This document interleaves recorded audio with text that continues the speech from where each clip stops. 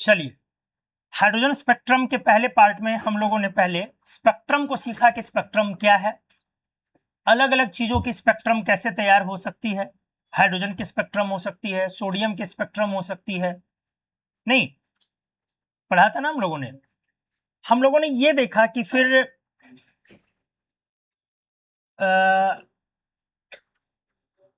Continuous discontinuous spectrum को दो तरीके से बांट सकते हैं, एक ओरिजिन के ग्राउंड पर और दो एक दूसरा क्या था, एक ओरिजिन के बेसिस पर और एक ओरिजिन के बेसिस पर और एक नेचर के बेसिस पर। तो ओरिजिन के बेसिस पे दो हमने बोला, एक इमिशन एंड एक एब्जॉर्प्शन, और नेचर के ग्राउंड पे दो हमने बोला, एक कॉन्टिन्यूअस और एक डिसकॉन्टिन्यूअस। बातें हुई कि इमिशन और एब्जॉर्प्शन में क्या फर्क है स्पेक्ट्रम में। तो सारी तो स्पेक्ट्रम इमिशन ही होती है, फर्क यही होता है कि उसी इमिशन में अगर कोई लाइट किसी वजह से वेवलेंथ, पर्टिकुलर वेवलेंथ एब्जॉर्ब हो गई है या कोई रेंज एब्जॉर्ब हो गई है तो वो सामने में स्क्रीन पे क्या दिख जाती है, ब्लैक। तो जो इमिशन स्पेक्ट्रम है वही क्या है, एब्जॉर्प्शन स्पेक्ट्रम। फर्क यही है कि अगर आपने किसी व्हाइट लाइट को या किसी बल्ब की लाइट को, सनलाइट को या किसी बॉडी के ग्लो करने से जो रेडिएशन बाहर निकलती है, इन लाइट को अगर डायरेक्टली आपने लिया है कहां पर, प्रिज्म पर, तो ये इमिशन स्पेक्ट्रम हो। लेकिन इनको डायरेक्टली लेने से पहले अगर आपने किसी ऐसे सब्सटेंस या मटेरियल से पास करा दिया जो कुछ सर्टेन वेवलेंथ को क्या कर लेता है, एब्जॉर्ब कर लेता है, तब आपके उन्हीं व्हाइट लाइट में से कुछ चीजें या उसी लाइट में से जो आप पास करवा रहे हो कुछ वेवलेंथ क्या हो जाएंगी, मिसिंग हो जाएंगी।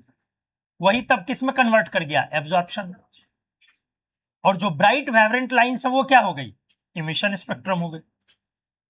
यही सीखे थे हम लोग, कोई कंफ्यूजन तो नहीं था इसमें। हमने बोला था कि लोग बोलते हैं कि सोडियम क्लोराइड के सॉल्यूशन से पास कर दिया व्हाइट लाइट तो चीजें ऐसी हो जाती है कि आपका स्पेक्ट्रम नहीं, हमने क्या बोला, नहीं, उससे कोई अलग तरीके का स्पेक्ट्रम नहीं मिलेगा। क्यों नहीं मिलेगा, क्योंकि सोडियम क्लोराइड के सॉल्यूशन में Na+ आयन है, वहां पर ऑक्टेट कंप्लीट है, इलेक्ट्रॉन लूज हो चुकी है, वहां कोई एक्साइटेशन नहीं होगी। वो क्या होता है, हम लोग with the help of AAS apparatus, machine या सेटअप की मदद से पहले Na+ को किस में भेजते हैं, वेपर में। वेपर में भेजने पर वो स्पॉन्टेनियसली सोडियम एटम में कन्वर्ट करता है, और जब उस सोडियम एटम के वेपर से पास होता है तब हम लोगों ने पढ़ा कि एक्साइट हो जाती है 3s के इलेक्ट्रॉन, यही पढ़ा था ना। और फिर एक्साइटेशन के बाद जो डी एक्साइटेशन होती है उससे हमें क्या मिलती है, स्पेक्ट्रम मिलती है। स्पेक्ट्रम फिर हमने बोला कि नेचर के आधार पर कॉन्टिन्यूअस और डिसकॉन्टिन्यूअस। कॉन्टिन्यूअस में क्या होता है, एक दूसरे में सभी मर्ज करते चले जाते हैं, जैसे रेनबो की तरह। जैसे व्हाइट लाइट को जब हम पास करवाते हैं तो सभी एक दूसरे में क्या करते हैं, मर्ज करते चले जाते हैं, वो कॉन्टिन्यूअस होती है। और डिसकॉन्टिन्यूअस क्या हुई, उसी में से कोई सर्टेन वेवलेंथ क्या हो रही है, एब्जॉर्ब हो रही है, तो वो क्या हो गई हमारी, डिसकॉन्टिन्यूअस हो गई। तो व्हाइट लाइट का जो स्पेक्ट्रम है वो कॉन्टिन्यूअस है कि डिसकॉन्टिन्यूअस है, कॉन्टिन्यूअस है। बल्ब की लाइट से या नॉर्मल लाइट से मिली हुई स्पेक्ट्रम क्या है, कॉन्टिन्यूअस है। कोई बॉडी अगर ग्लो कर रही है, रेड हॉट बॉडी है, वो जो रेडिएशन इमिट कर रही है वो क्या है, कॉन्टिन्यूअस का एग्जांपल है। लेकिन किसी एटम का या मॉलिक्यूल का जो स्पेक्ट्रम होता है, कंपाउंड का स्पेक्ट्रम, वो क्या होती है, डिसकॉन्टिन्यूअस होती है, क्योंकि उसमें से कुछ क्या होगा, एब्जॉर्ब कर लेगा। फिर हमने बोला डिसकॉन्टिन्यूअस दो टाइप के होते हैं, एक होते हैं लाइन और एक होते हैं बैंड। एक लाइन और एक बैंड। लाइन में सर्टेन वेवलेंथ दिखती है और बैंड में एक रीजन दिखती है, फिर गैप, फिर रीजन, फिर गैप। क्लियर हुआ। उसके बाद हमने पढ़ना स्टार्ट किया हाइड्रोजन स्पेक्ट्रम। हमने बोला हाइड्रोजन स्पेक्ट्रम एटॉमिक स्पेक्ट्रम था कि मॉलिक्यूलर, एटॉमिक। हमने बोला हाइड्रोजन स्पेक्ट्रम लाइन स्पेक्ट्रम था, कॉन्टिन्यूअस स्पेक्ट्रम था या डिसकॉन्टिन्यूअस, डिसकॉन्टिन्यूअस, क्योंकि उसमें कुछ चीजें क्या की गई, एब्जॉर्ब। हमने पढ़ा लाइन पढ़ा, डिसकॉन्टिन्यूअस में लाइन है या बैंड, लाइन है। क्यों, क्योंकि वो एटॉमिक स्पेक्ट्रम है। Atomic spectrum generally line spectrum होते हैं और molecular spectrum generally band spectrum होते हैं। फिर हमने बोला कि जब ये बना कैसे, ये हाइड्रोजन स्पेक्ट्रम आया कैसे, तो डिस्चार्ज ट्यूब में हम लोगों ने क्या किया, हाइड्रोजन गैस लिया। लो प्रेशर पर लिया कि हाई प्रेशर पर, लो प्रेशर पर, और वोल्टेज क्या दिया, हाई दिया। इससे क्या हुआ, कैथोड प्लेट से इलेक्ट्रॉन निकलनी स्टार्ट हुई, इलेक्ट्रॉन का डिस्चार्ज हुआ, इसलिए इस सिस्टम का नाम हमने क्या दिया, इलेक्ट्रिक डिस्चार्ज, इलेक्ट्रिक और वहां से ठीक वैसे ही स्मेल आएगी जैसे कोई शॉर्ट सर्किट के बाद कोई स्मेल आती है। तो इलेक्ट्रिक डिस्चार्ज का एक स्मेल बोला जाता है, शॉर्ट सर्किट वाली जो स्मेल होती है जली जली हुई, ठीक है। तो इलेक्ट्रिक डिस्चार्ज मतलब हाई पोटेंशियल हमने उसमें लगाया, हाई पोटेंशियल लगने के बाद जो कैथोड से इलेक्ट्रॉन निकली वो बहुत तेजी से दौड़ी किसके तरफ, चैम्बर में भरे हुए हाइड्रोजन के मॉलिक्यूल्स की तरफ। यही पढ़ा ना, बोलो, ठीक है। क्यों हमने प्रेशर लो लिया, तो हमने आपको बताया अगर मैं प्रेशर को हाई लूं तो इलेक्ट्रॉन को एक्सेलरेट होने के लिए, प्रॉपर मोमेंटम अचीव करने के लिए स्पेस टाइम नहीं मिल पाएगा, उसे दौड़ने के लिए प्रॉपर समय नहीं मिल पाएगा। तो वो एक्सेलरेशन एक्वायर कर सके प्रॉपर, इसके लिए वहां पर क्या चाहिए, स्पेस। इसीलिए हमने वहां पे क्या लिया, लो प्रेशर लिया। और लो प्रेशर लेने के बाद हाइड्रोजन इलेक्ट्रॉन गया और हाइड्रोजन मॉलिक्यूल से टकराया, टकराने के बाद क्या किया, हाइड्रोजन मॉलिक्यूल को तोड़ दिया, तोड़ दिया। उसमें इतनी वोल्टेज हमने डाली 10,000 वोल्ट के आसपास, 5,000 से 10,000 वोल्ट, कि वो हाइड्रोजन के मॉलिक्यूल को पहले तोड़ता है, मॉलिक्यूल को तोड़ के किस में कन्वर्ट करता है, एटम में, और फिर एटम से क्या करता है, एटम जो एक्स्ट्रा एनर्जी लेकर के वो एक्साइट कर जाता है। हमने बोला क्या प्रोसेस में सिर्फ यही होंगी कि और भी बहुत प्रोसेस होंगे, और भी बहुत, लेकिन मेजॉरिटी में हम वोल्टेज को ऐसे मैनेज करते हैं कि यही वाला प्रोसेस क्या करे, सबसे ज्यादा एग्जिस्ट करे। अब जब वो हाइड्रोजन एटम एक्साइट कर गया तो हाइड्रोजन एटम वहां पर फिर क्या करेगा, एक्साइटेड स्टेट में ज्यादा देर टिकेगा या नहीं, नहीं टिकेगा। हमने बोला था काफी फ्रैक्शन ऑफ सेकेंड, 10⁻⁻8 सेकेंड के लिए वो क्या कर रहा था, एक्साइटेड स्टेट में एग्जिस्ट कर रहा था। अब एक्साइट होके वो कहां जाएगा, क्या इस बात की कोई गारंटी है, नहीं है। First orbit, second orbit, third, fourth, fifth, कहीं भी जा सकता है, या इन्फिनिटी पर, या हो सकता है आयोनाइज भी हो जाए। तो एक्साइटेड स्टेट में ज्यादा देर नहीं रुकने की वजह से वो इमीडिएटली क्या करेगा, ग्राउंड पर लौटेगा। और जैसे ही दोस्त वो ग्राउंड पर लौटेगा उस दौरान क्या करेगा, वो एनर्जी को इमिट करेगा in form of electromagnetic radiation. तो ये जो रेडिएशन निकल रही थी डिस्चार्ज ट्यूब से, क्या वो विजिबल थी या इनविजिबल थी, विजिबल थी, विजिबल थी। लाइमन सीरीज इनविजिबल और बामर विजिबल। तो बेसिकली एक्चुअल एक्सपेरिमेंट में क्या रहा होगा, उनको कुछ ग्लो करता हुआ दिखा होगा डिस्चार्ज ट्यूब, उनको ग्लो करता हुआ दिखा होगा डिस्चार्ज ट्यूब। और जो ग्लो करता हुआ डिस्चार्ज ट्यूब दिखा होगा तो साइंटिस्ट को शुरुआत में क्या लगा, अरे ये तो विजिबल लाइट दे रही। फिर उसको उन लोगों ने क्या किया, एनालाइज करना शुरू किया स्क्रीन पर। तो जब स्क्रीन पे देखा तो भाई विजिबल और इनविजिबल दोनों है। तब कहानी शुरू हुई लाइमन, बामर और अलग अलग लाइंस की, कि हम लोग समझ रहे हैं कि ये विजिबल है लेकिन इसमें विजिबल और इनविजिबल दोनों लाइट्स। इनविजिबल में भी दो कैटेगरी के आए, कौन कौन, कौन कौन आए, एक इंफ्रारेड वाले और दूसरे यूवी वाले। लाइमन कहां पे गया, यूवी में, और इंफ्रारेड में कौन गया, अदर देन बामर। बाकी सारे किस में चले गए, इंफ्रारेड में चले गए। हाँ, बामर सीरीज के ऑलमोस्ट सारे लाइंस विजिबल रीजन में। हम लोग जनरली बोलते हैं तो बोलते हैं अकेली बामर सीरीज है जो विजिबल रीजन में है। दूसरी लाइन और अच्छे से बोलनी हो तो बोलेंगे ऑलमोस्ट सारी लाइंस बामर की क्या है, विजिबल रीजन में। तीसरी लाइन एक ये होती है कि शुरुआत के सिर्फ 4 ही लाइंस विजिबल रीजन में होते हैं। ये एक्यूरेटली करेक्ट नहीं है लेकिन चलता है। क्यों चलता है उसको आज हम लोग एक्सप्लेन कर देंगे। उसके बाद एक पॉइंट और हम लोगों ने देखा, कुछ देखते उससे पहले चाय आ जाती है, और चाय आ जाने के बाद फिर कुछ देखने का मौका मिलता नहीं है, क्योंकि चाय कभी कभी मिलती है, आप लोग तो रोज मिलते हैं।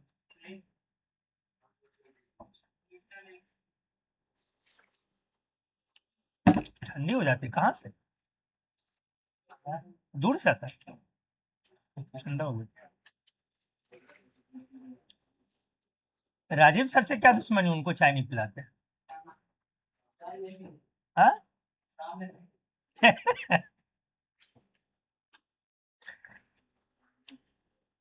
हाँ, अब जो एक पॉइंट है,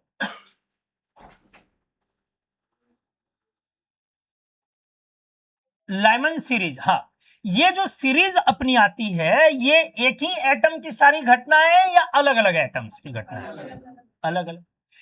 लाइमन में सारे कहां पे फॉल करते हैं, डी एक्साइट होके कहीं से भी अगर ग्राउंड पे आया तो इनके जो लाइंस हैं वो लाइमन। एक लाइन एक एटम की घटना है या अलग अलग एटम की घटना? अलग अलग। एक लाइन एक की घटना, दूसरी लाइन दूसरे की घटना, सारे लाइंस अलग अलग, क्योंकि वहां असंख्य परमाणु है, इसलिए बहुत सारे डी एक्साइटेशन एक टाइम पर होगा। ठीक है, नॉर्मली देखने से 6 लाइन ही दिखी थी, मैंने बोला था। कितने लाइंस दिखे थे? माइक्रोस्कोपिकली देखने पर उन 6 लाइन में भी प्रत्येक लाइन क्या है? इनफिनाइट लाइंस से बने हुए थे। बोलिए। फिर हमने आपको यह बोला कि लाइमन सीरीज की तीसरी लाइन का क्या मतलब हुआ? 4 से 3 पे, 1 पे। कैसे किया? तीसरी लाइन, तो पहली लाइन 2 से, दूसरी लाइन 3 से, तीसरी लाइन 4 से। मैंने बोला सीधे उसमें जोड़ देते हैं। तो ये आप लोगों ने लास्ट क्लास में यही पे सर आखिरी पॉइंट यही रहा था, यही ना? तो एक एग्जांपल बताओ जल्दी। मैं यहां पे बोलूं information about line, information of line, यहां पे मैं बोलूं लॉन्चिंग ऑर्बिट, और यहां मैं बोलूं लैंडिंग ऑर्बिट।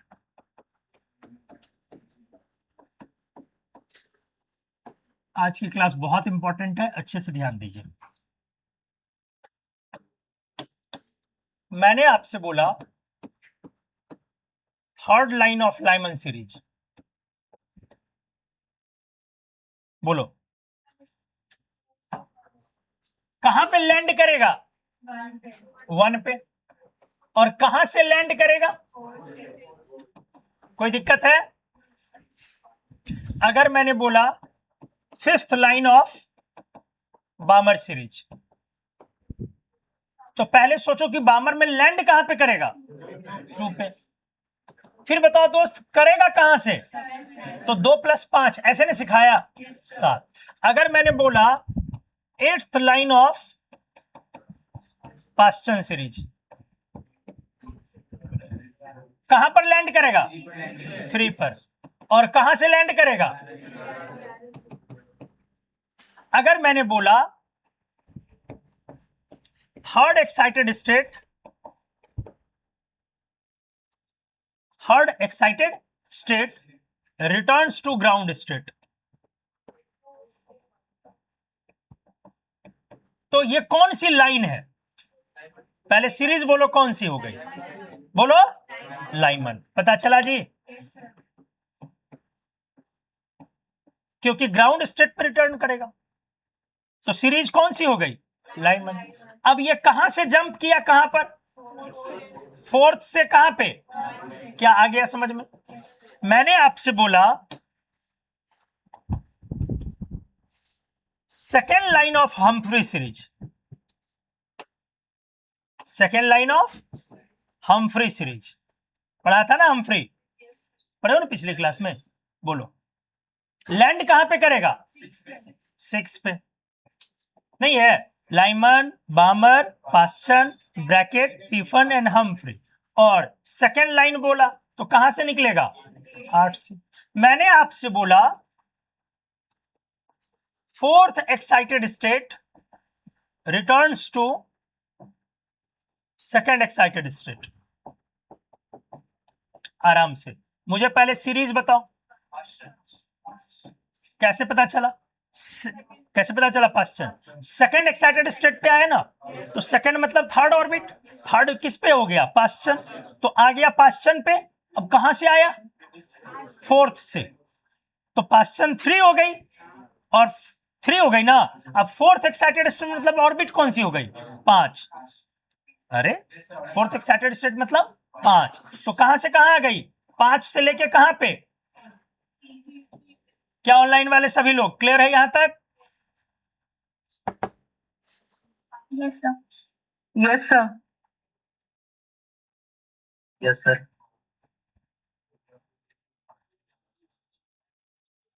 बाकी लोग कहां गए? अरे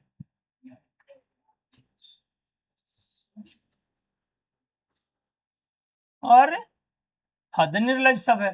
यस सर। Yes sir. तो बोलते क्यों नहीं तुम लोग? बोलेगा कौन तुम लोगों के बदले भाई? चलिए आइए, ठीक है, ये हम लोगों ने समझा। अब इसके बाद आई, बोलो लाइंस में किसी को कोई क्वेश्चन है तो पूछ सकते हो, नहीं है कोई डाउट? ठीक है, अब हम लोग इसके मैथमेटिकल ट्रीटमेंट पर चलते हैं। ठीक है, किस पर? मैथमेटिकल ट्रीटमेंट पर आ जाइए। मैथमेटिकल ट्रीटमेंट में अगर मैंने बोला how lines of hydrogen atom, ये एल है, lines of hydrogen spectrum is obtained, कैसे मिलती है? तो due to excitation of electrons from one stationary orbit to another, इसी के कारण लाइंस मिलेगा कि डी एक्साइटेशन होगी कहां से कहां, किसी एक एक्साइटेड स्टेट से दूसरे पर आएगा।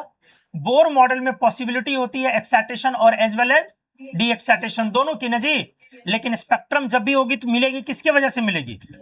सिर्फ डी एक्साइटेशन की वजह से मिलेगी। तो मैथमेटिकल ट्रीटमेंट में अब आते हैं हम लोग, देखिए मान लिया हमने लेट n1 इक्वल्स टू 1, ये मेरी n1 इक्वल्स टू 1, n1 ले लिया ऑर्बिट, 1 नहीं, n equals to n1, sorry, इसको मैंने बोला लैंडिंग ऑर्बिट, यहां पे इलेक्ट्रॉन लैंड कर रही है, और कहां से ये जंप लगा रही है? एक n2 से। ये मेरी कौन सी ऑर्बिट हो गई? Launching orbit. यहां से इलेक्ट्रॉन यहां पे लैंड कर रही है। ठीक है, ऑब्वियस सी बात है, इसमें जो एनर्जी का गैप रहा होगा डेल्टा ई, डेल्टा ई को मैं क्या बोल सकता हूं? ई of n1 minus E of n2 या ई of n2 minus E of n1? सोच के, ऑनलाइन वाले लोग बोलो क्या बोलेंगे जी? n1 minus n2 n1 minus n2, भाई ज्यादा एनर्जी माइनस कम energy, delta E gap, gap किसको बोलते हैं? गैप किसको बोलते हैं? ज्यादा माइनस कम। तो ज्यादा एनर्जी किसकी है? n2 की, माइनस क्या होगी? n1। क्लियर हो गया? तो ई n2 माइनस ई n1, बोलो यही ना, गैप हमेशा क्या होती है? पॉजिटिव होती है, गैप नेगेटिव नहीं होती। और यही जो मेरी एनर्जी इमिटेड है ये इन फॉर्म ऑफ क्या है? Electromagnetic radiation. तो इसी को मैंने इक्वल किसके कर दिया? hc बाय लेमडा के। बोलो ये लेमडा क्या है? यहां वेवलेंथ। कौन सी वेवलेंथ? इमिटेड या एब्जॉर्प्शन? इमिटेड। हम लोग जो हाइड्रोजन स्पेक्ट्रम पढ़ रहे हैं वो कौन सी स्पेक्ट्रम है? इमिशन। हम लोग यहाँ एब्जॉर्प्शन की कहानी नहीं पढ़ रहे। एब्जॉर्प्शन का एक एग्जांपल सोडियम का दिखाया था मैंने, क्या वेवलेंथ एब्जॉर्ब हुई थी? 2 वेवलेंथ एब्जॉर्ब हुई थी सोडियम स्पेक्ट्रम में। येलो लाइंस में 2, कौन कौन? 58.2 ने 589.6 और दूसरा 589 नैनोमीटर। किस रीजन में था दोनों? येलो में। येलो की 2 लाइन एब्जॉर्ब की गई थी उसमें। ठीक है, तो वो एब्जॉर्प्शन हमने सीख लिया, लेकिन पढ़ना आगे नहीं है, उससे ज्यादा पढ़ना है इमिशन। तो इमिशन पे पूरा हो गए। तो यहां जो लेमडा होगी वो कौन सी होगी? इमिशन वाली या एब्जॉर्प्शन वाली? तो अब कौन सी वेवलेंथ निकली है उसका हिसाब किताब तो बड़ा आराम से हो जाएगा ना बेटा, hc बाय डेल्टा ई। बोलो, अब बातें इतनी ही है, खत्म, इससे ज्यादा कुछ नहीं है। इसी को सैकड़ों फॉर्म में प्रेजेंट करके क्वेश्चन पूछे जा सकते हैं। स्पेक्ट्रम में बातें इतनी ही है, लेकिन इसी को सैकड़ों फॉर्म में प्रेजेंट किया जा सकता है क्वेश्चन। कभी वेवलेंथ इमिटेड, कभी फ्रीक्वेंसी इमिटेड, कभी नंबर ऑफ स्पेक्ट्रल लाइंस, कभी नंबर ऑफ फोटॉन्स, कभी एक्साइटेड स्टेट में नंबर ऑफ फोटॉन्स, कभी नंबर ऑफ फिजिबल ट्रांजिशंस। इसी को कई फॉर्म में क्वेश्चन को प्रेजेंट किया जा सकता है। तो आपको 2-4 तरीके की चीजों को प्रैक्टिस करनी पड़ेगी। कभी आपको बोलेगा वेवलेंथ इमिटेड बताइए, बामर सीरीज की तीसरी लाइन। कभी बोलेगा वेवलेंथ इमिटेड बताइए, इमिटेड रेडिएशन की पास्चन सीरीज की दूसरी लाइन। कुछ समझ में आया? कभी ये हाइड्रोजन में पूछ देगा, कभी ये हीलियम आयन में पूछेगा, कभी लिथियम डबल प्लस में पूछेगा। तो अब कुछ भी घुमाइए, सब इसी पे अगर आपको कॉन्सेप्ट आता है तो आप और थियरी बना के पढ़िए या एप्लीकेशन बना के पढ़िए, एक ही बात है। जैसे मैं एक क्वेश्चन कर रहा हूं, पहले ये क्लियर हो गया? जो आपकी स्पेक्ट्रम यहां पर बनेगी वो किसके वजह से बनेगी इसमें? इमिशन के कारण। कहां से? N2 से लॉन्च करा कहां पे? N1 पे। बोलो ठीक है। और मैं इसको सिंप्लीफाई कर देता हूं। अगर इसको मैं और अभी सिंप्लीफाई नहीं करते, पहले एक क्वेश्चन करते हैं। देखो मैंने क्वेश्चन दिया, कैलकुलेट वेवलेंथ ऑफ रेडिएशन, या फोटोन डालता हूं, photon emitted due to second line of Balmer series. Question को देखो अच्छे से, ये क्वेश्चन का एक टाइप है। अब ये जो मन है वो ले सकते हो, कोई भी लाइन ले सकते हो, कोई भी लाइन उठा सकते हो, कोई भी स्टेट उठा सकते हो, कोई भी वन इलेक्ट्रॉन सिस्टम उठा सकते हो। अभी किसमें पूछा गया है? हाइड्रोजन स्पेक्ट्रम में ना। नहीं कुछ लिखा है तो हाइड्रोजन स्पेक्ट्रम। आराम से आइए, कूल डाउन। कैसे सॉल्व करेंगे? सबसे पहले अपने को वेवलेंथ पूछ रहा है। किसका वेवलेंथ? जो फोटोन इमिट हुई है, फोटोन इमिट हुई है, इलेक्ट्रॉन के डीएक्साइटेशन के कारण फोटोन इमिट होगी, तो उसकी वेवलेंथ बताइए। किस चीज की? Second line. कौन सी सीरीज में? बामर में। तो सबसे पहले बामर सीरीज। तो लैंडिंग ऑर्बिट क्या है? बोलिए, N22 या N12? ध्यान रखिए, छोटी जहां पर पहुंचे वो N है, जहां पहुंचेगा वो लो होगा ना। अरे हाई से लो लगाएंगे ना, तो जहां पहुंचेंगे आप वो लो है, इसलिए हमने उसका नाम रखा N1। और जहां से चलेंगे वो हाई है, इसलिए हमने उसका नाम रखा N2। तो मुझे आराम से बताइए, N2 की वैल्यू 2 या N1 की वैल्यू 2? N1 की वैल्यू 2। और N2 की वैल्यू कहां से चली? Second line. तो सेकेंड लाइन का मतलब क्या हुआ? 2 + 2, 2 + 2। तो कहां से चली? 4 से। तो अपना क्वेश्चन अब सिंपल हो गया। क्या हो गया सिंपल जी? जो एनर्जी गैप हुई वो हो गई E4 - E2। जो एनर्जी गैप हो गई वो क्या हो गई? E4 - E2। इसी को मुझे क्या कर देना है? hc/λ। आराम से देखिए, बनाते जाइए, ध्यान से आइए। अब सबसे पहले E4 - E2 निकाल लीजिए हाइड्रोजन एटम में। तो E1 की वैल्यू होती है हाइड्रोजन एटम में कितनी? 13.6। E2 की वैल्यू कितनी होती है? 3.4। बोलो, E3 की वैल्यू कितनी होती है? -1.5। E4 की वैल्यू कितनी होती है? -0.85। बोलो, 0.85। चलो 5 लिख देता हूं। तो मेरा कहां से कहां जाएगा? E4 - E2 ना। तो E4 कितनी है? 0.82। और E2 कितनी है? 3.4। दिस माइनस दिस करोगे तो वो माइनस माइनस प्लस हो जाएगी। तो क्या आएगा आपका? 3.4 - 0.85। बोलिए ना जी, इक्वल्स टू क्या आएगा दोस्त? पहले 40 - V, तो 3 बचा। अब फिर उसमें से आप 45 और घटाओगे तो 2.55। जी, फैन ऑफ कर दें, उससे क्या हो जाएगा? एनर्जी की आपकी वैल्यू कम हो जाएगी। तुम एक्साइटेड या डी एक्साइटेड स्टेट में जाओगे, यही होगा ना। वरना सोने का जुगाड़ लग रहा है कि सर एसी चल रही है, ठंड ऑलरेडी लग रही है, तो सर और ज्यादा जो ठंड लग रही है इसलिए सर सनी सो नहीं पा रहे हैं। तो सनी को तो सर नींद चाहिए।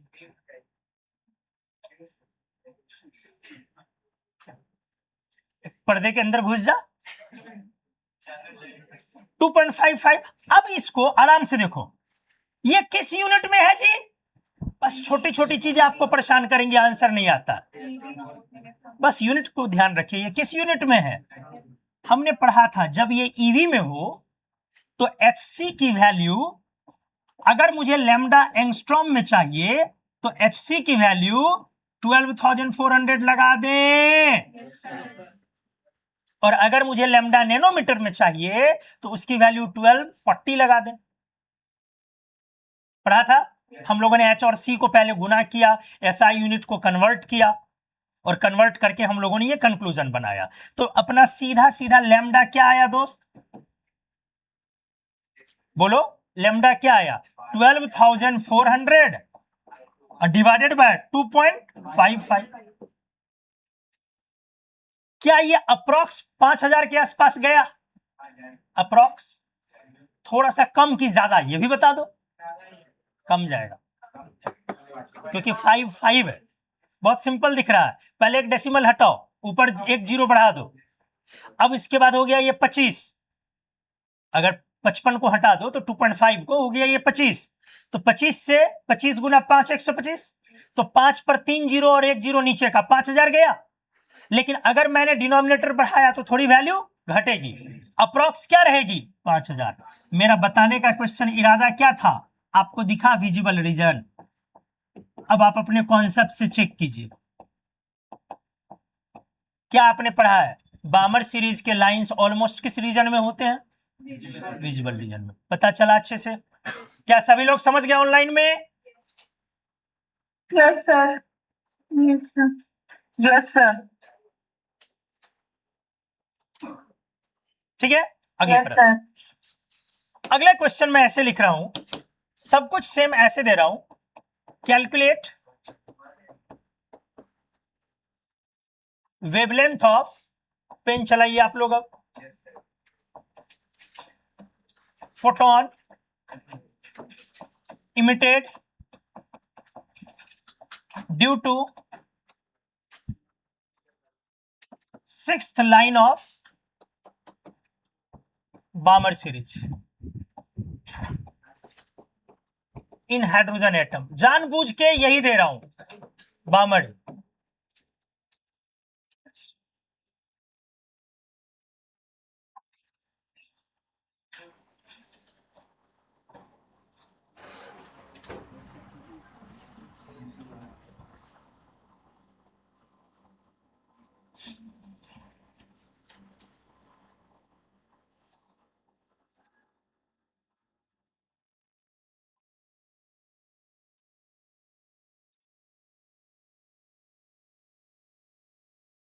$384 nanometer. कितना? 384 384। क्या नैनोमीटर क्या एंगस्ट्रॉम? nanometer. नैनोमीटर। 384, ठीक है।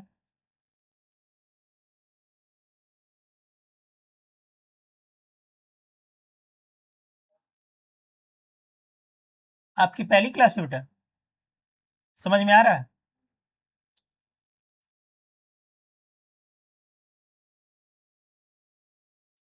दीपाली सुन रही हो ऑनलाइन? Yes sir. दीपाली हो या दीपाली मिश्रा? दीपाली। आपने मैसेज किया था क्या? Yes sir. It's okay.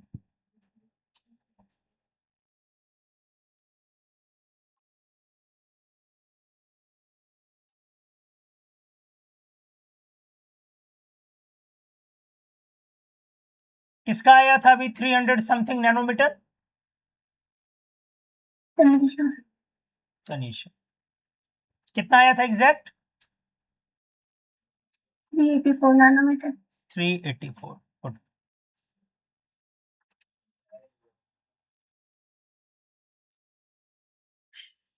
निकालिए सभी लोग।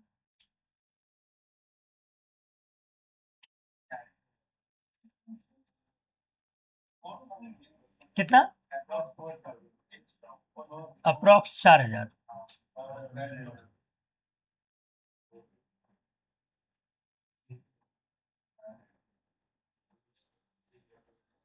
4,000 से ज्यादा या कम?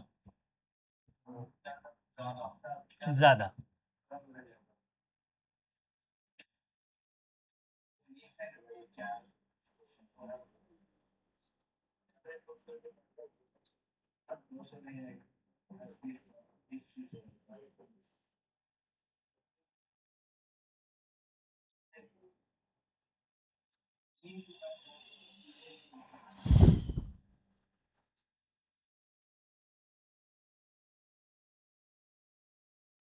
क्या है? ज्यादा या कम? कम आ रहा है। 4,000 से कम। तुम लोगों का ज्यादा। अच्छा, अब कम आ गया। कम आ रहा है।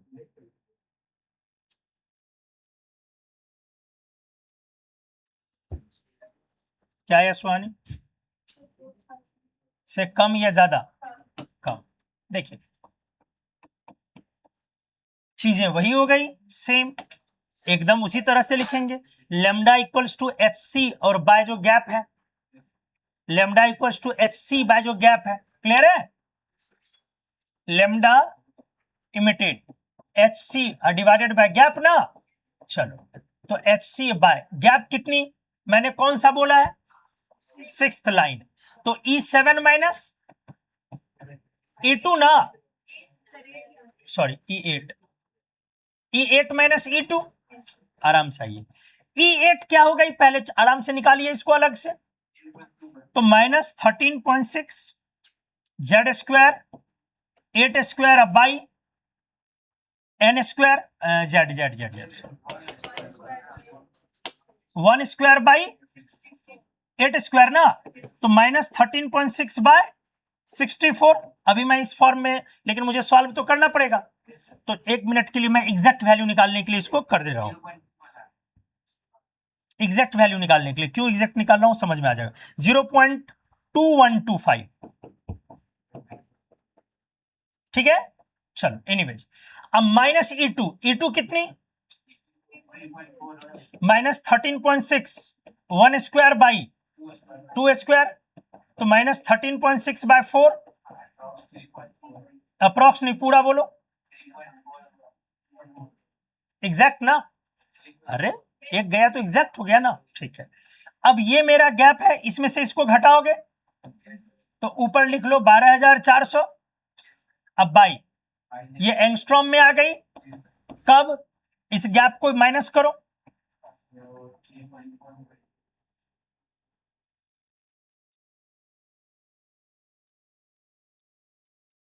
क्या आया 3.1875, 3.1875। क्यों कर रहा हूं एग्जैक्ट मैं बता दूंगा आपको, ये आ गया। चलो अब इससे हम लोग डिवाइड करते हैं, किसको,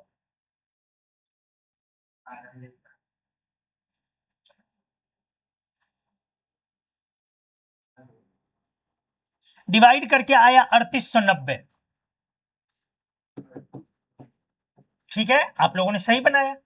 लेकिन ऑब्जर्व करने के लिए क्या दिया है मैंने, ये देखिए लाइंस तो इनफाइनाइट है ना दोस्त, बामर सीरीज में लाइंस तो इनफाइनाइट है किसी भी सीरीज में।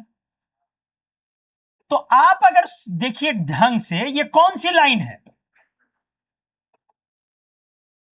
अरे ये कौन सी लाइन है, नंबर 6 ना, कौन लाइन दिया था मैंने, 6। तो यदि 6th लाइन को देखूं तो मेरा लेमडा क्या निकल रहा है, 3890 एंगस्ट्रॉम। आप विजिबल रीजन को क्या मानते हैं, क्या ये विजिबल है या नहीं है? विजिबल रीजन एक सिंप्लीफाइड टर्म नहीं है, विजिबल रीजन एक कॉम्प्लिकेटेड टर्म है। विजिबल रीजन मतलब जो वेवलेंथ दिखती है, ये तो इस पे भी डिपेंड करेगा ना तुम्हारी आंखें कैसी है। हर इंसान की आंखें एक है, सभी का आई लेंस एक तरह काम करता है। विजिबल रीजन का मतलब है विदाउट एनी इंस्ट्रूमेंट, नेक्ड आई से आपको दिखनी है। इसीलिए 9th-10th में एक रेंज पढ़ाया जाता है 4000 से 7000। 9th-10th में क्या पढ़ते हो आप, विजिबल रीजन 4000 से 7000 एंगस्ट्रॉम। एक जनरलाइजेशन में एक रेंज लिया गया है। तो आप चौथी लाइन के बाद जब आगे की लाइंस पर आएंगे ना, तो वो 4000 के नीचे चली जाएगी। जैसे अभी मैंने 6ठी लाइन ली है, तो ये कितने पे गया, 4000 के नीचे। इसीलिए एक पॉइंट पढ़ा जाता है कि बामर सीरीज के भी शुरुआत के 4 लाइंस ही क्या है, विजिबल रीजन में। लेकिन ये किस कब ट्रू है, जब 4000 से 7000 ले, ये एग्जैक्ट ट्रू नहीं है। आपकी आंखें हो सकता है वो रे, वो कलर, वो वेवलेंथ देख ले जो मेरी आंखें नहीं देख पा रही। अरे बोलते हैं ना, जो कुछ लोगों को ये दिख गया, अरे हमको कहां दिख रहा, अरे भाई। तो चीजें क्लियर है, विदाउट एनी इंस्ट्रूमेंट की बात हो रही है। तो माइन्यूट लेवल पर हेल्दी आई, नेक्ड आई से हम 3800 एंगस्ट्रॉम तक को देख पाते हैं, अगर कोई मैक्स टू मैक्स देखेगा तो, ठीक है। हाई एनर्जी अगर देखेगा, और लो एनर्जी में अगर मिनिमम से मिनिमम देखना हो तो वो 7600 तक देख सकता है। इसीलिए विजिबल का जो स्टैंडर्ड पैरामीटर होता है वो क्या होता है, 3800 से 7600, 3800 से ये स्टैंडर्ड हम लोग बोलते हैं। अब ये अगर स्टेटमेंट ये आ जाए मान लो एग्जाम में कि बामर सीरीज की 4 ही लाइन विजिबल रीजन में, इसको हम ट्रू करेंगे कि फॉल्स, तो ये दोनों है, तो इसका सिलेक्शन ये ट्रू है या फॉल्स इस पर डिपेंड करेगा कि बाकी के 3 ऑप्शन अगर क्लियर गलत है तो मुझे इसको क्या लेना चाहिए, ट्रू। क्या लेना पड़ेगा, ट्रू। लेकिन जो आईटी की तैयारी करते हैं उनके लिए तो कभी ये ट्रू नहीं हो सकता, वो तो गलती से भी ट्रू ना बोले। नीट वाले लोग बोल के निकल सकते हैं, चल जाएगा, मेंस वाले लोग भी बोल लेंगे, चल जाएगा, आईटी वाले लोग कभी नहीं बोल सकते। तो आपको और दूसरी चीज ये भी देखो कि ये छठी लाइन थी, कौन सी लाइन है जी, सिक्स्थ लाइन में आपने गौर किया ये 3800 की बाउंड्री पर पहुंच गया, मतलब 5-7 लाइन और आते आते ये क्या हो जाएगा, 3800 के भी नीचे चली जाएगी, 3800 के नीचे चले जाएगी। और कहने के लिए ऑर्बिट्स इन्फिनाइट होते हैं, ऑर्बिट्स इन्फिनाइट तो होते नहीं है प्रैक्टिकली। इन्फिनाइट का मतलब क्या है, वो तो इलेक्ट्रॉन ही लूज हो गया। कहने के लिए क्या हुआ, इन्फिनाइट हुआ, तो इन्फिनाइट का मतलब क्या हो गया, वो न्यूक्लियस से दूर चला गया, इतना दूर चला गया कि अब उसका कनेक्शन नहीं है, तो जब कनेक्शन नहीं है तब तो लूज हो गया, लूज हो गया तो वो H+ आयन बन गया, और आयन बन गया तो स्पेक्ट्रम को भूल जाइए आप, स्पेक्ट्रम तो तब होगी जब क्या होगी, डी एक्साइटेशन। इसीलिए 7-8 ऑर्बिट से ज्यादा हम कंसीडर नहीं करते, बहुत हुआ 8 ऑर्बिट 9 ऑर्बिट 10 ऑर्बिट आपने कंसीडर कर लिया, उससे ज्यादा कंसीडर नहीं किया जाता। तो क्या पॉइंट बना, हम लोग क्या बोलेंगे अब कि बामर सीरीज की अधिकांश लाइन विजिबल रीजन में है, विजिबल रीजन के ब्रैकेट में अपन मेंशन करेंगे 3800 से 7600 एंगस्ट्रॉम, और हम लोग बोलेंगे कि शुरुआत के 4 लाइन जो है वो 4000 एंगस्ट्रॉम से 7000 एंगस्ट्रॉम के बीच फॉल करती है। क्लियर हुआ अच्छे से, तो आ जाइए इस तरह से। हाँ बोलो, क्या क्या बोल रहे हो, अरे क्या बोल रहे हो, बोलो ना भाई। इस तरह से, अच्छा गलती से ऑन हो गया था क्या, बामर सीरीज में only series that belongs to किस रीजन में, बोलो। अरे भाई तू लोग मरा उड़ा हुआ है रे, जिंदा है तो बोलता क्यों नहीं है जी।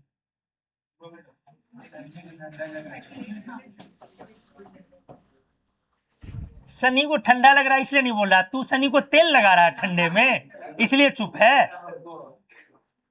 सनी को ठंडा लग रहा, बहुत सनी की फर्क मतलब फिक्र पड़ी हुई। चलिए, और विजिबल रीजन को यहां हमने क्या लिया, क्या लिया रे,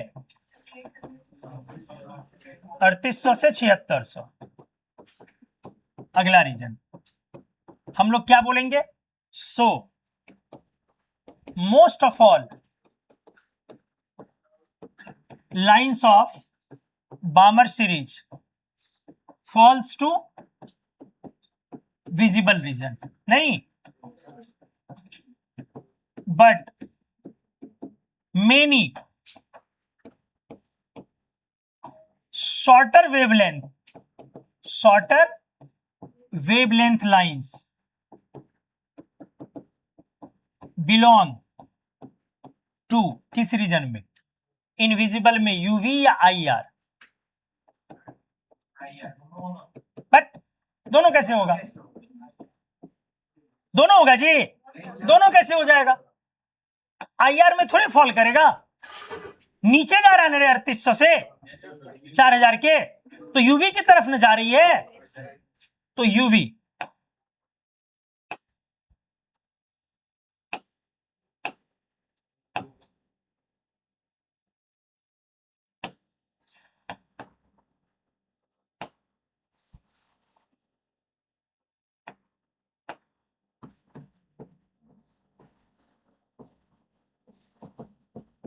क्या क्लियर हो गया। मैंने बोला कि अधिकांश लाइंस बामर सीरीज की फॉल करेंगी विजिबल रीजन में, लेकिन बहुत सारे शॉर्टर वेवलेंथ लाइन जो होंगे वो यूवी रीजन में बिलोंग करेंगे। फिर अगला मैंने बोला ये जो लाइन बोली जाती है only initial 4 lines are considered to exist in visible region। ये लाइन जो बोली जाती है ये किस कॉन्टेक्स्ट में, 4000 से 7000 में।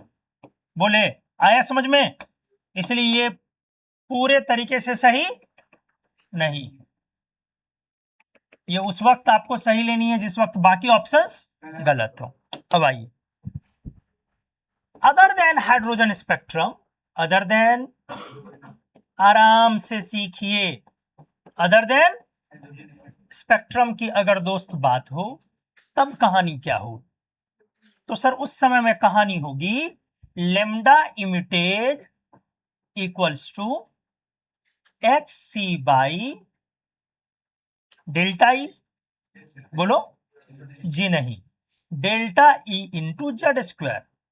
दिमाग लगाओ, दिमाग लगाओ, नहीं लगा? डेल्टा ई मतलब गैप, मैंने जेड स्क्वायर से मल्टीप्लाई किया। कितने लोग समझ गए? हाथ उठाइए। कम लोग समझे, चलिए छोड़िए, हटाइए, नहीं समझे कोई बात नहीं। एक क्वेश्चन करता हूं, मैं लिख रहा हूं calculate wavelength of photon emitted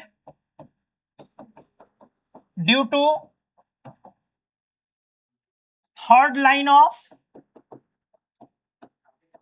Li2 plus ion.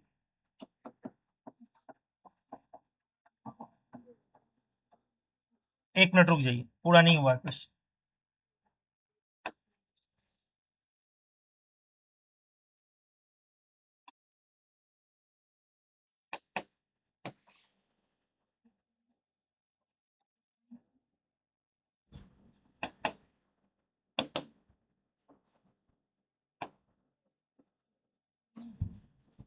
Clear हुआ?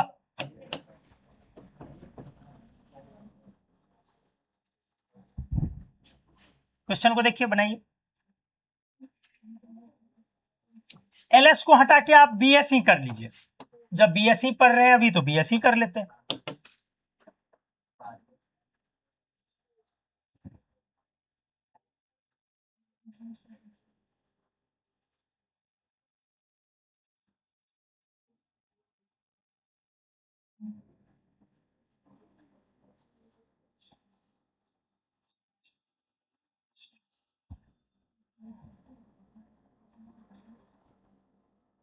एलएस को हटाकर बीएसई किया जाए। बना रहे हो अंजलि?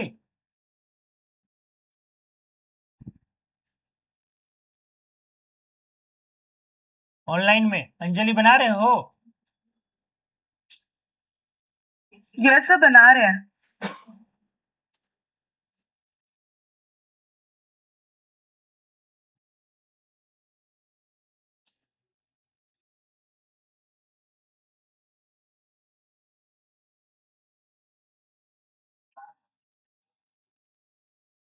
राजीव जी, इसका लेयर डबल कीजिए तो, पीछे लाइट के ऊपर एक लेयर है ना, उसको फोल्ड करके डबल कीजिए।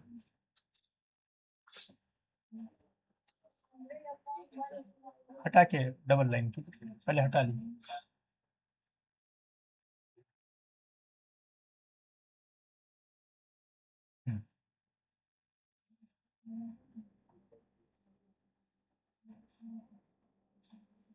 सर 57.1 का समथिंग आंसर आ रहा है। क्या बोले? 57 हाँ के समथिंग। ठीक है। क्या नैनोमीटर या एंगस्ट्रॉम? एंगस्ट्रॉम। एंगस्ट्रॉम में ही बताना सभी। क्या आया पलक?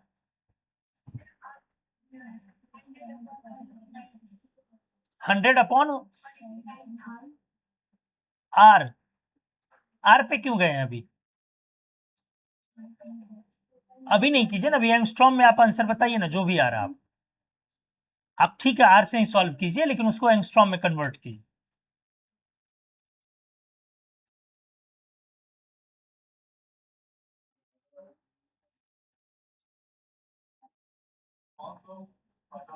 कितना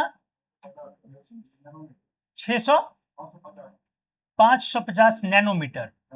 अपने बोर्ड में लाइमन सीरीज लिखा है या ब्रैकेट सीरीज? नहीं बामर अभी बामर पढ़ रहे थे। सर तो मैंने लाइमन का निकाला है। नहीं बामर निकालिए। 482 एंगस्ट्रॉम। 482 एंगस्ट्रॉम।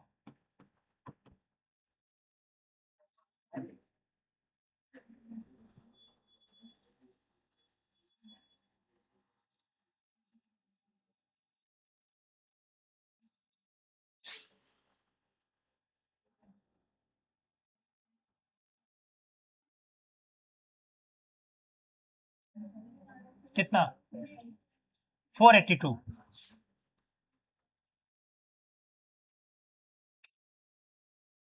इतना टाइम क्यों? देखिए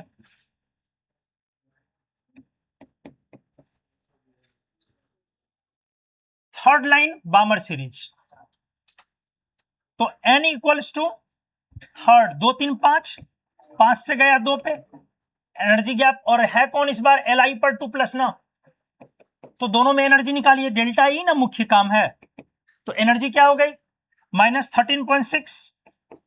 बोलो जेड स्क्वायर का मतलब 3 स्क्वायर, अब बाई एन स्क्वायर ना, तो 1 बाई कितना 5 ना, तो 25 - 1/4। बोलो ये नहीं करोगे जी, तो इसका एलसीएम ले लो -13.6 इंटू 9 इंटू 100 ना, तो 100 में से गया 4 माइनस 24 ना, 25 ना, अब बाय 100 तो माइनस माइनस प्लस, तो क्या आ गया 13.6 इंटू 9 इंटू कितना 21/100। बोलिए ना, एग्जैक्ट निकालते।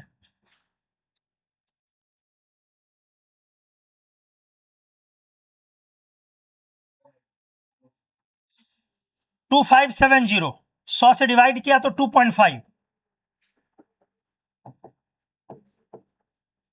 ये इलेक्ट्रॉन वोल्ट आ गया, तो अब इसको मैं किस में कन्वर्ट कर दूं, लेमडा में, तो लेमडा इक्वल्स टू क्या हो गई HC 12,400। अब बाई कितनी 2.57, ये अपने आप किस में आ जाएगी एंगस्ट्रॉम में, इक्वल्स टू देखिए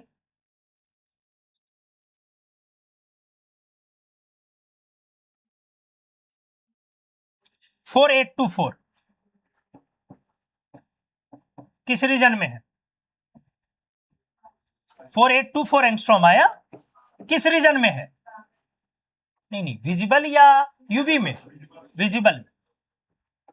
इसका आ गया lambda emitted equals to 4824 visible vision. आपने क्या देखा कि अगर हम थर्ड लाइन ले रहे हैं लिथियम 2+ की तो विजिबल है। सोचिए अगर मैं फर्स्ट लाइन लेता, फर्स्ट लाइन कौन सी लाइन, तो क्या होता फर्स्ट लाइन में यहां पे क्या होता,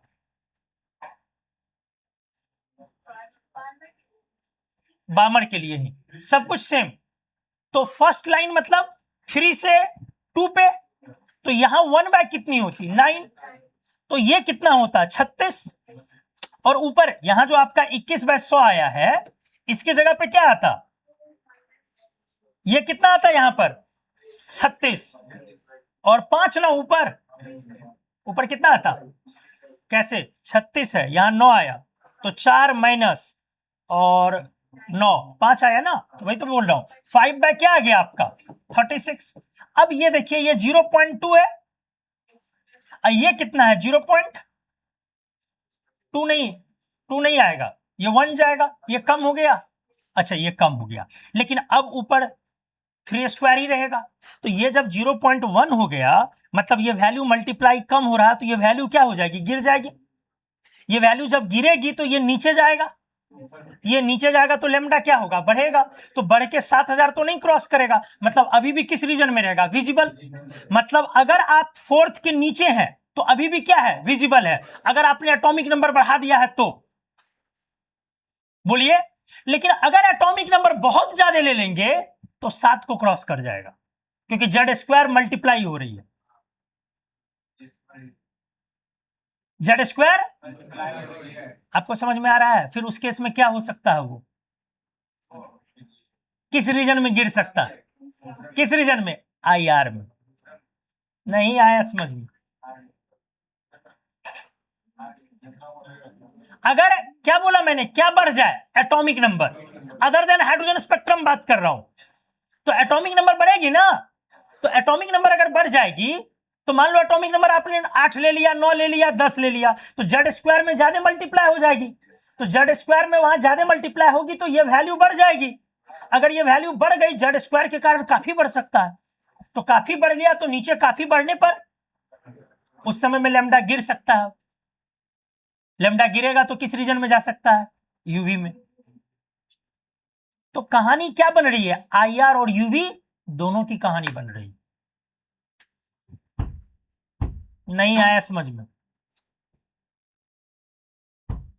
नहीं आया? थोड़ा थोड़ा है। देखो देखो, एक लाइन बोल रहा हूं, other than hydrogen spectrum, other than,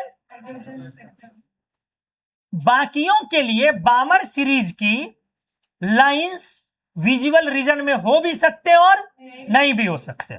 ये लाइन कितने लोग समझ रहे हैं? पहले हाथ उठाइए। अदर देन क्या बोला? Hydrogen spectrum. बाकी स्पेक्ट्रम के लिए बामर सीरीज के लाइंस विजिबल रीजन में हो भी सकते हैं, नहीं भी हो सकते हैं। लॉजिक दो जगह फंसी हुई, एक जेड पर और एक एन पर। अगर आपने जेड बढ़ाया, क्या बढ़ाया? अगर जेड बढ़ाया तो जेड स्क्वायर बहुत बढ़ जाएगी। अगर जेड स्क्वायर, और जेड की कोई लिमिट है क्या?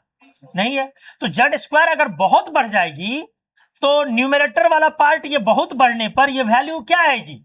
बड़ी आ जाएगी। और अगर ये वैल्यू बड़ी आ गई काफी तो ये डिवाइड होगा तो ये वैल्यू छोटी आ जाएगी। उस समय में हो सकता है किस रीजन में फॉल करे?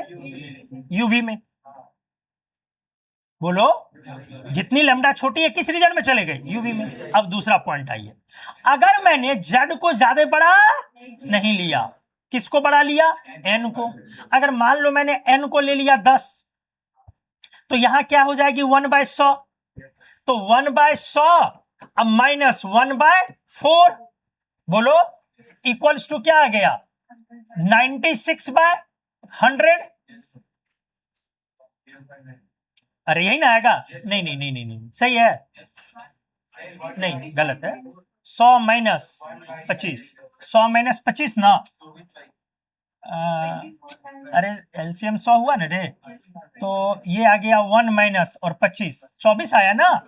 ठीक है, इसको सॉल्व करो, क्या आया?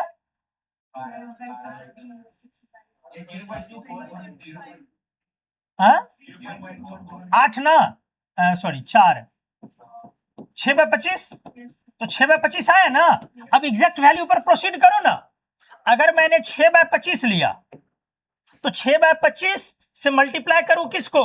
13.6 को। बोलो, इनटू मान लो हीलियम लिया 2 स्क्वायर। जेड को ज्यादा नहीं ले रहे हैं, जेड को कम से कम रख रहे हैं और हाइड्रोजन छोड़ के।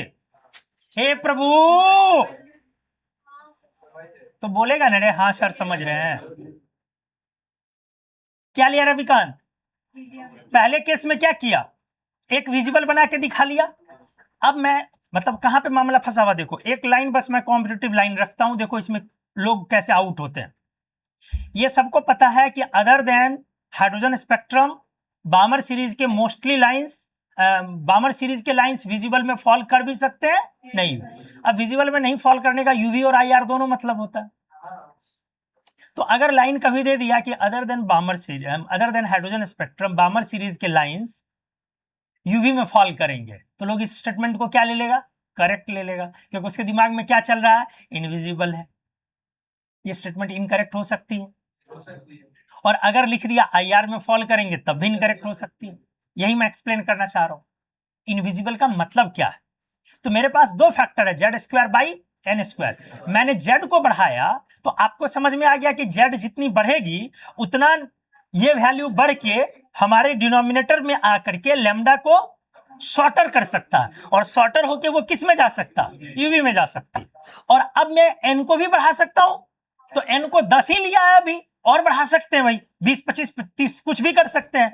तो जब मैंने n को बढ़ाया तो z को छोटी रखनी है, क्योंकि अब लैम्डा को उल्टा लेना जा रहा है 7000 के बियॉन्ड, तो उसके लिए z को क्या करनी पड़ेगी, छोटी। तो z को मैंने छोटा किया तो z 2 से तो ज्यादा छोटा, क्योंकि 1 ले लेंगे तो हाइड्रोजन स्पेक्ट्रम हो जाएगी। तो मैंने 2 लगाया, अब ये वैल्यू आ गई। अब इसको हम कैलकुलेट करते हैं हम लोग, बोलिए क्या आया, 13.6 इंटू 24 ना, डिवाइडेड बाय 25, वैसे 24 25 को कैंसिल कर दो, अब आ गया 13। कितना आ गया, 13। 13.1 की तरफ गए।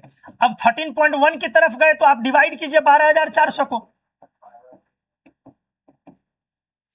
आपको समझ में आ गया होगा। 946, 1000 से कम हो गया ना, 1000 से तो ऐसे ही कम दिख रहा है, तो किस रीजन में चला गया, किस में गया, यूवी में गया, आईआर में जा पाया। अच्छा बामर है, ओ सॉरी बामर, सॉरी सॉरी बामर, हाँ किस में गया, ये यूवी में गया।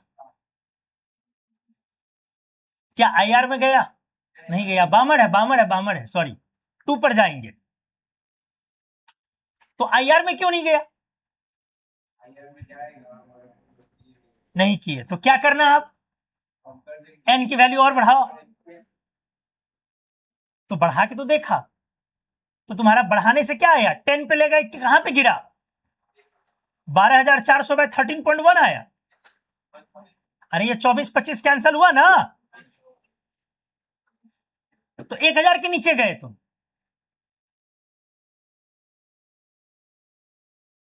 तब कैसे गड़बड़ हुआ, बामर था, मैंने ध्यान नहीं दिया था शुरू में। क्या करेंगे, जेड बढ़ा नहीं सकते हैं, जेड बढ़ाएंगे तब तो और ऊपर बढ़ेगी, तब तो और तेजी से बढ़ेगी। जेड बढ़ाओगे तब तो नुकसान में जाओगे, एन को ही ना बढ़ाओगे, तो एन बढ़ाने से भी तो नुकसान ही हो गया, मतलब नीचे ही गया।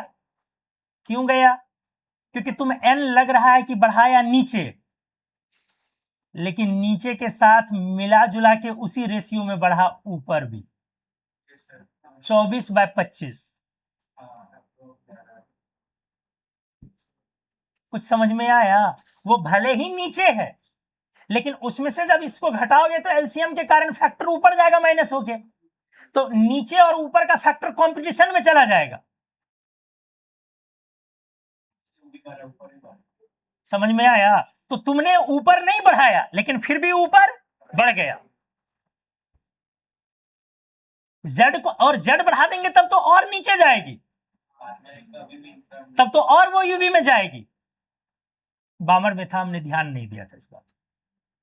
क्या क्लियर हुआ, तो इसका क्या कंक्लूजन निकला, इंफ्रा में नहीं जाएगा, इनविजिबल रहेगा, लेकिन वो किस में जाएगा, यूवी में जाएगा।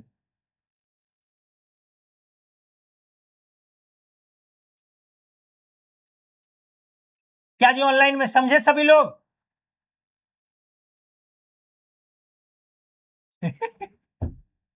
Yes, sir. अच्छा एक मर मुड़ा के बोल दी यस सर। थोड़ा थोड़ा। देखो विजिबल में चला गया। अब मैंने बोला कि अगर हम जेड बढ़ाते जाएं तब भी लेमडा क्या होगी, घटते जाएगी, और किस रीजन में जाएगी, यूवी रीजन। और अगर हम जेड न बढ़ा के क्या बढ़ाएं, एन बढ़ाते जाएं, तो उस समय भी लेमडा क्या होगी, घटेगी।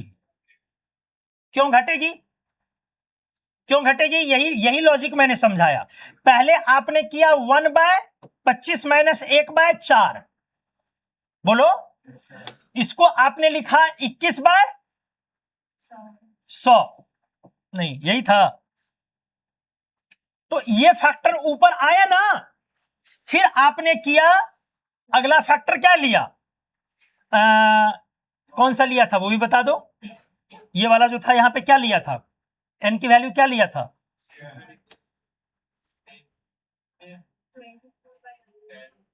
यहां पे एन का वैल्यू क्या लिया था, सेकंड केस में क्या लिया था, n की वैल्यू 10 लिए थे, पक्का ना।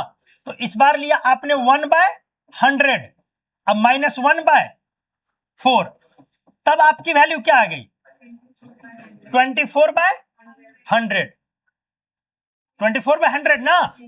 मतलब आप हर बार क्या देख रहे हैं, ये बढ़ रही है कि नहीं बढ़ रही है। तो फाइनली कंक्लूजन में क्या आ गया कि इससे कंक्लूड यही हुआ कि रीजन क्या मिलती रहेगी आपको, यूवी रीजन, क्योंकि ना चाहते हुए न्यूमरेटर बढ़ रहा है। क्लियर हुआ अच्छे से। तो इस तरह से हम लोगों ने कंक्लूड करके क्या लिखना है पिछले पेज में, other than hydrogen spectrum, other than hydrogen spectrum किस सीरीज के लिए बात हो रही है, विजिबल के लिए, बामर विजिबल बामर सीरीज के लिए। तो डेल्टा ई में क्या मल्टीप्लाई कर रहे हो, z²। अगर आपने n2 की वैल्यू क्या रखी है, सेम, n1 तो अपने आप सेम है, n2 भी क्या है, सेम, n2 भी सारे केसेस के लिए क्या है, सेम है। तो आपको सीधे क्या करनी है, z² से नीचे मल्टीप्लाई करोगे, तो आपका यहां से जो लेमडा इमिशन वाली है वो किसका फंक्शन होगा, यूवी रीजन। अरे नहीं होगा, बोलो, और किसका हो सकता है, और किसका हो सकता है, विजिबल, दोनों ना। Other than hydrogen spectrum बामर series के लाइंस यूवी रीजन और विजिबल रीजन दोनों में फॉल कर सकते हैं।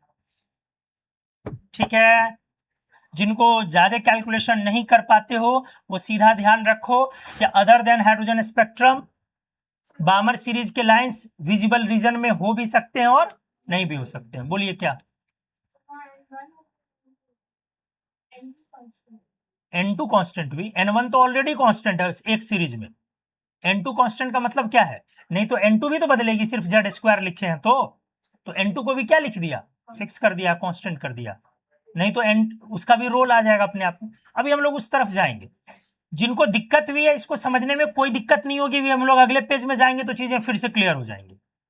क्या रविकांत, थोड़ा सा क्लियर हुआ, ठीक है। आइए, तो बामर सीरीज की अकेली सीरीज है जो विजिबल रीजन से बिलोंग करेगी, और अदर देन हाइड्रोजन अगर आप लेते हैं स्पेक्ट्रम तो वो विजिबल रीजन में हो भी सकती है और नहीं भी हो सकती, और नहीं होने का मतलब यूवी रीजन है, ठीक है। और बामर के बाद में जाएंगे तो फिर वो IR में जाएगा। क्लियर है, चलिए आइए अब हम लोग करते हैं मैथमेटिकल ट्रीटमेंट में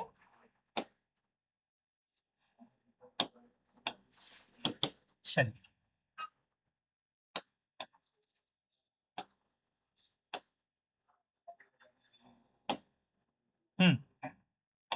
देखिए,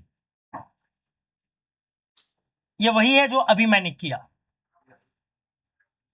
हम लोग क्या कर रहे हैं इस बात को समझिए, हम लोग स्पेक्ट्रम को बोर मॉडल से एक्सप्लेन कर रहे हैं।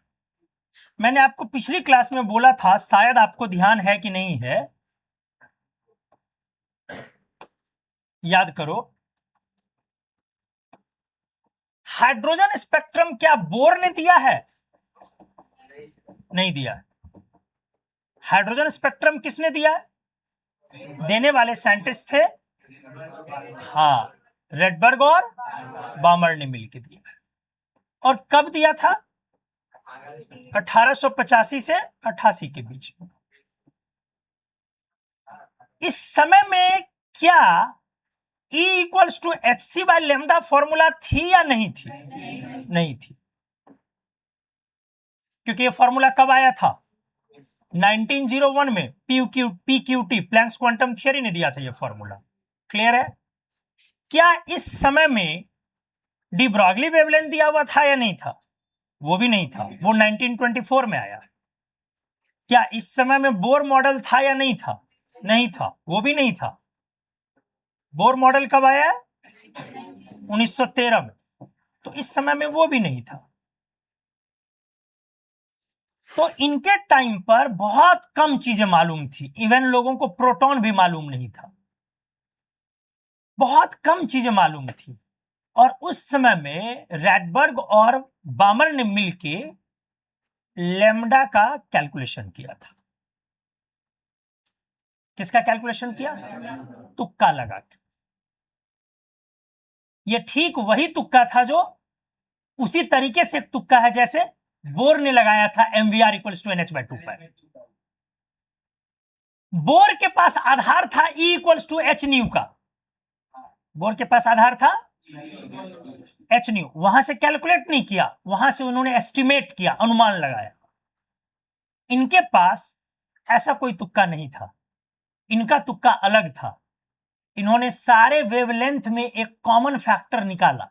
जितना भी वेवलेंथ रिलीज हुआ ना, वेवलेंथ जो भी बनी ना, सभी में एक कॉमन फैक्टर निकाला और उस कांस्टेंट का नाम दिया रैडबर्ग कांस्टेंट और उसकी एक वैल्यू बनाई बिना किसी इक्वेशन की मदद से। तो क्या बोला मैंने? इन लोगों ने जब किया था दोस्त, तो जो लैम्डा इमिटेड थी, इन्होंने पैटर्न को देख के लैम्डा इमिटेड को किसके फंक्शन में सजाया? आर के फंक्शन में, और एक इक्वेशन बनाया गया। ठीक है, equation created in terms of किसके? आर। बोलो किसके टर्म्स में? आर एक कांस्टेंट हो गई। आर की वैल्यू 1.09768 इंटू 10⁻7 मीटर इनवर्स। कुछ समझ में आया? बढ़िया से सुनोगे, बहुत लोग यहां पे कंफ्यूज रहते हैं। लोगों को लगता है कि बोर ने हाइड्रोजन स्पेक्ट्रम दिया है, ठीक है, और क्वेश्चन पूछा भी जाता है कि बोर की सबसे बड़ी खासियत क्या है, तो लोग बोलते हैं स्पेक्ट्रम का देना। ये क्वेश्चन पूछा हुआ है। बोर के समय से काफी पहले ही स्पेक्ट्रम हाइड्रोजन की दी जा चुकी थी। उन लोगों ने वेवलेंथ का एक फॉर्मूला भी बना दिया था। क्या इस समय में एटॉमिक नंबर जैसी चीजें मालूम थी? नहीं थी। एटॉमिक नंबर 1913 में आया था। इस समय में एटॉमिक नंबर मालूम नहीं था। लोग एटॉमिक नंबर भी मालूम नहीं था, Z, ये 1913 में आया था। इस समय में ऑर्बिट नंबर मालूम था क्या? N, वो भी नहीं मालूम था, क्योंकि ऑर्बिट नंबर इंट्रोड्यूस बोर और रदरफोर्ड ने किया था 1909 और 1913। मतलब इस समय में आपके जो बहुत सारे फॉर्मूला हैं वो तो थे ही नहीं, फिर भी इन लोगों ने कैलकुलेट किया किस चीज को? वेवलेंथ को। कौन सा वेवलेंथ? स्पेक्ट्रम में जो लैम्डा इमिटेड है उसको। और उस वेवलेंथ को कैलकुलेट करने में उन्होंने देखा कि बार बार एक कॉमन फैक्टर आ रहा है। कौन सा? उस कॉमन फैक्टर को बाहर किया और उसका नाम रखा रैडबर्ग कांस्टेंट R, जिसकी वैल्यू उन लोगों ने क्या बनाई? 1.09768 इंटू 10⁻7 मीटर इनवर्स। शॉर्ट में बोलते हो 1.1 इंटू 10⁻7 मीटर इनवर्स। कई साल बाद कौन अवतरित हुए? मोदी जी। मोदी जी कब आए? 1913 में। अब मोदी जी का फेंका हुआ जो नियम है, वो नियम पूरा का पूरा सटीक बैठ जाता है, एक्सप्लेन कर देता है इनके लैम्डा के इक्वेशन को। तो ये बोर मॉडल, क्या इसकी सबसे द बिगेस्ट मेरिट, बाकी बोर मॉडल का कुछ भी काम नहीं किया है। The biggest merit of Bohr model. अरे बोर साहब की चीज को जरा गौर से सोचोगे तो बहुत हंसी आएगी। लगेगा कि एवरेस्ट के चोटी पे चले जाए, बोर की चीजों को अच्छे से समझ गए तो। और शहर में तो कह नहीं सकते हैं। एवरेस्ट की चोटी पे जाके दोनों हाथ खोल के Bohr two C square C cube एकदम खूब जोर जोर से चिल्लाए। बाकी तो कहीं सी का फुल फॉर्म बोल नहीं सकते हो, वायरल हो जाओगे। टावर पे भी लोग सुन लेते हैं, बसंती मैं आ रहा हूं, तो टावर पे नहीं जाना। टावर पे जाने के लिए कुछ और चीजें हैं बोलने के लिए। मौसी, the biggest merit of Bohr model is क्या है बेटा? Successful explanation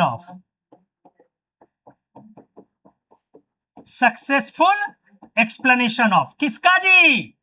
hydrogen spectrum. एक बार हम आपको फील करवाते हैं, जरा अच्छे से समझिएगा। एक्सप्लेन कैसे किया वो तो अभी आएगा ही। ट्रीटमेंट, मैथमेटिकल ट्रीटमेंट कैसे आएगा वो तो देख ही लेंगे। अब जरा समझिए बोर को। बोर समझिए, कितना चालाक आदमी है यार, ये समझो। बोर कब आया? 1913 में। किसको मार के आया? रदरफोर्ड को। रदरफोर्ड ने क्या बोला था? इलेक्ट्रॉन कैसे घूमेगा? गोल गोल। इसने क्या बोला? गोल गोल घूमेगा तो न्यूक्लियस खींच न लेगा आपको, तो आप तो खत्म हो जाएंगे ना, एग्जिस्टेंस।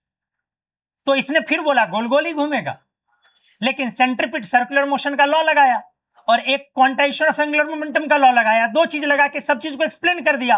अब बोर साहब ने ताबड़तोड़ एनर्जी का फॉर्मूला लगाया, -13.6 Z square by N square.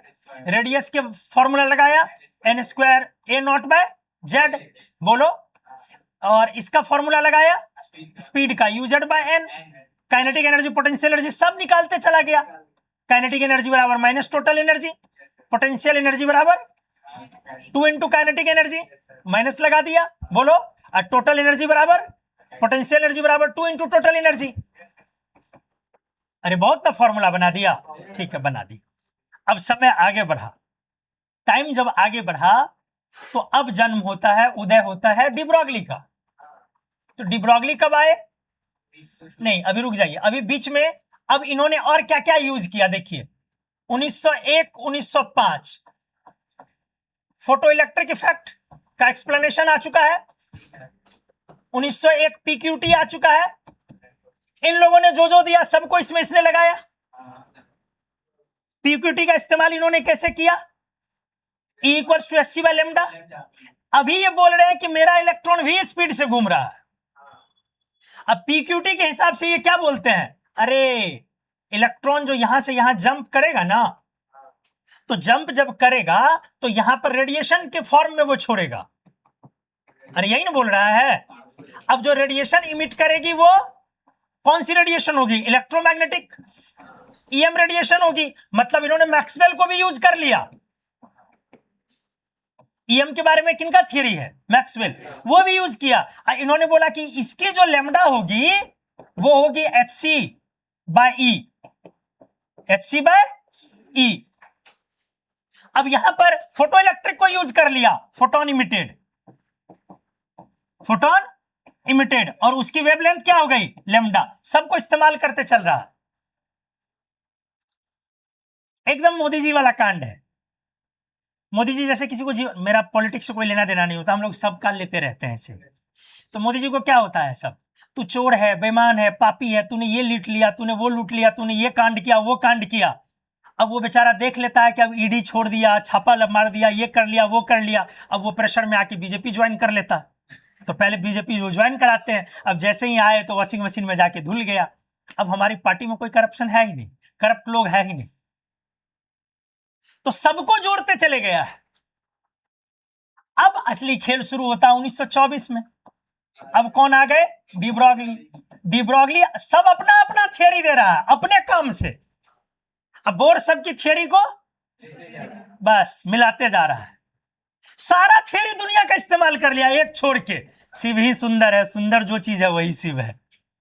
बस यही एक थियरी छोड़ दिया है। हर हर महादेव। कोई ठीक नहीं था, महादेव को भी मिला लेता है इसमें बेचारा।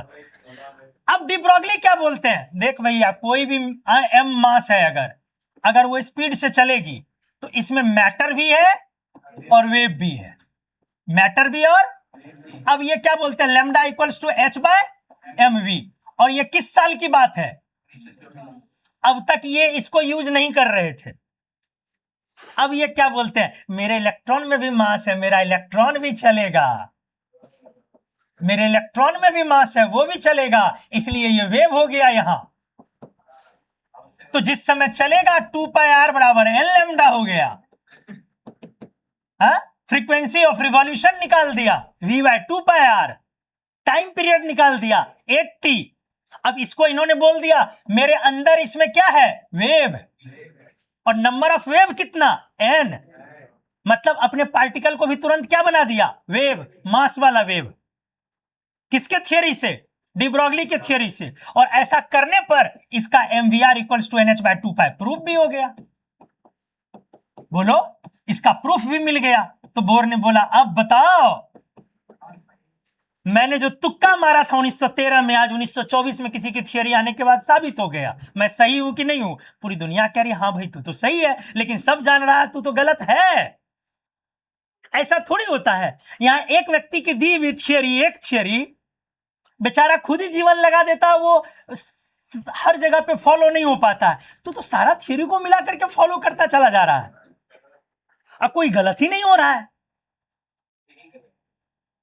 लेकिन सही में कहीं गलत नहीं हो रही चीजें, चीजें तो सटीक बैठ रही है।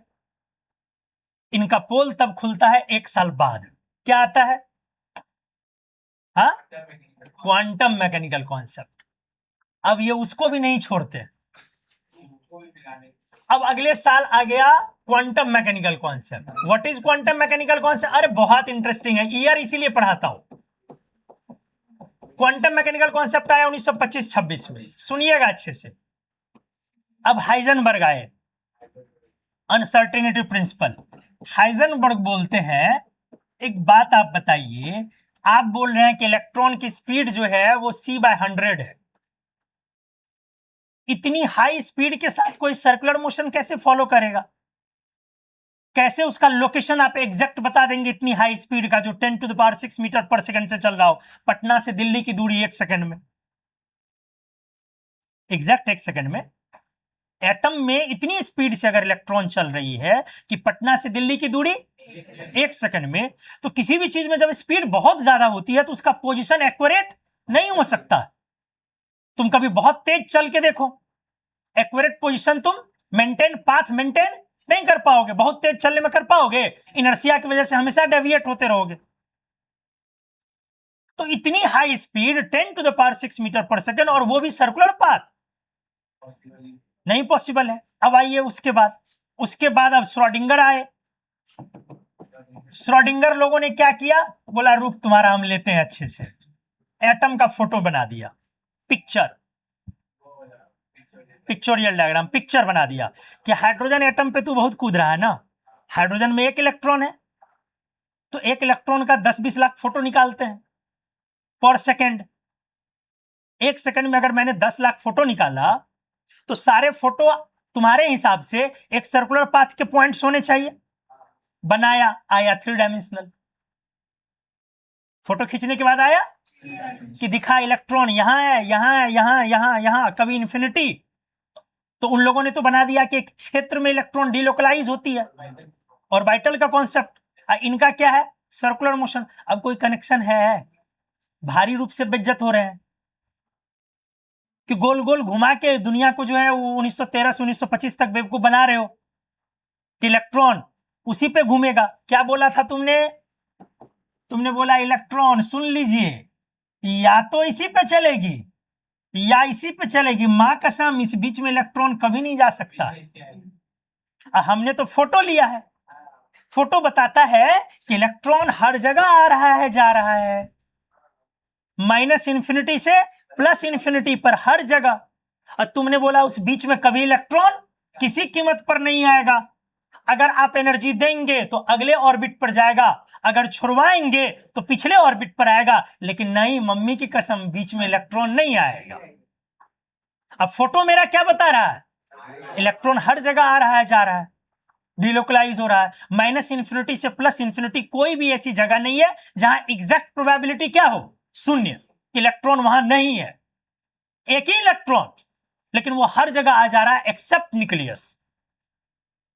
कहीं पर संभावनाएं ज्यादा है, कहीं पर संभावनाएं कम है, सिर्फ एक ही जगह संभावनाएं 0 है। वो कौन जगह है?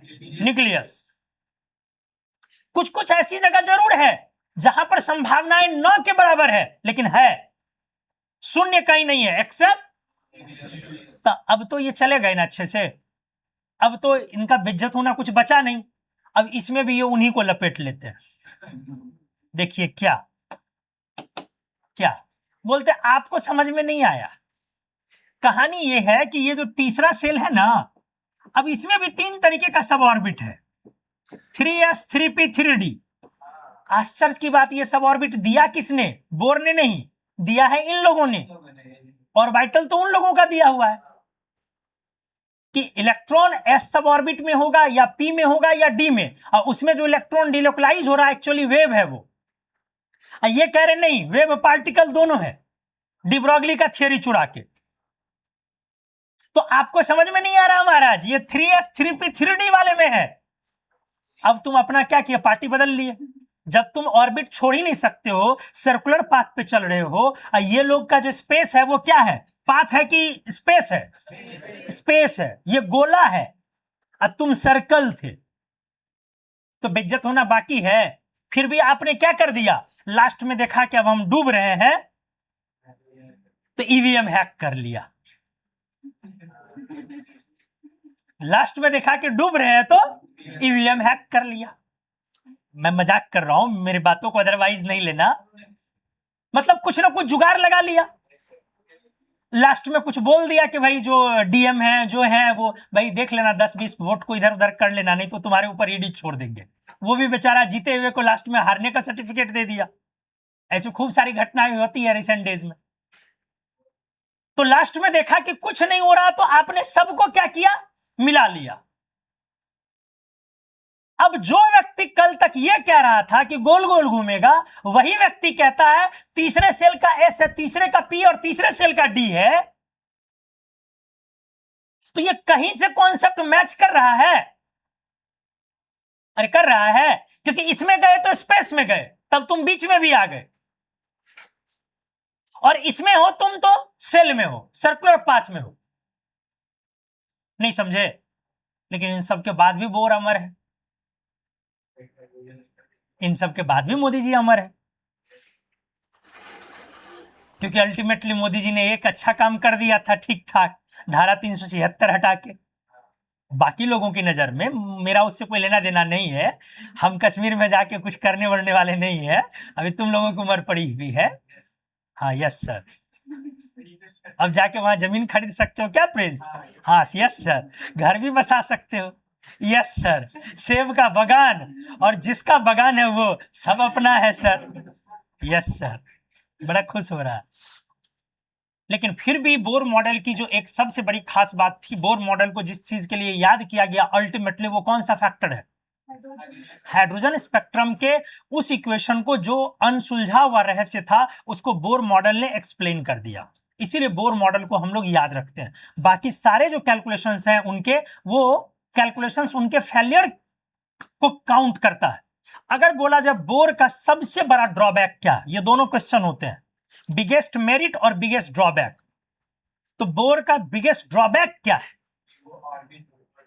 नहीं, कोई दिमाग लगा के बता दो। बोर का बिगेस्ट ड्रॉबैक क्वेश्चन है, पूछा हुआ क्वेश्चन है, biggest drawback of bore theory, कोई ऑनलाइन ऑफलाइन कोई बता दो।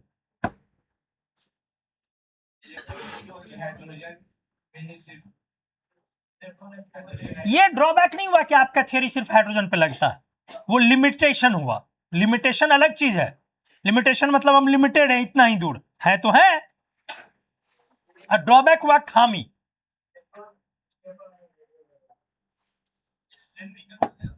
इलेक्ट्रॉन इधर उधर जा रहा है, सर्कुलर ऑर्बिट पे इलेक्ट्रॉन है, ये खामी। लेकिन इसकी वजह से तो आप स्पेक्ट्रम एक्सप्लेन कर पा रहे हैं, इसलिए ये खामी में तो हम गिना नहीं सकते।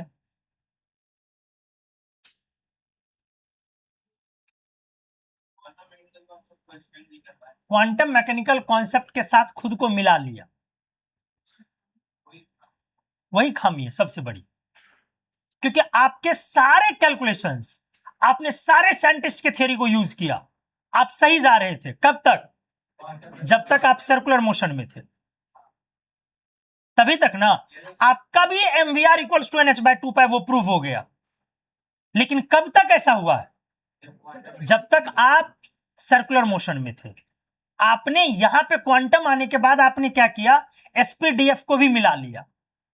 जो कहता है डिलोकलाइज होगा, वेव है, आपने उसको मिला के क्या कर लिया, सर्कुलर मोशन की अपनी थियरी को बिगाड़ लिया ना। और जब सर्कुलर मोशन की आपकी थियरी बिगड़ेगी तब तो सब चीज बिगड़ जाएगी ना। इसका मतलब क्या हुआ, biggest drawback of Bohr model क्या कहा जाता है? Combining classical and quantum mechanical concept. कितने लोग समझ गया तो चाहिए।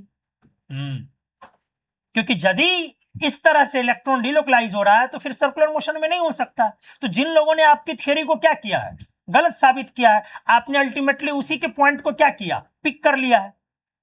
तो आपको यह भी बोला जाएगा बिगेस्ट ड्रॉबैक में बहुत मजेदार है बोर्ड की ये कहानी। बिगेस्ट ड्रॉबैक में क्या है, कॉम्बाइनिंग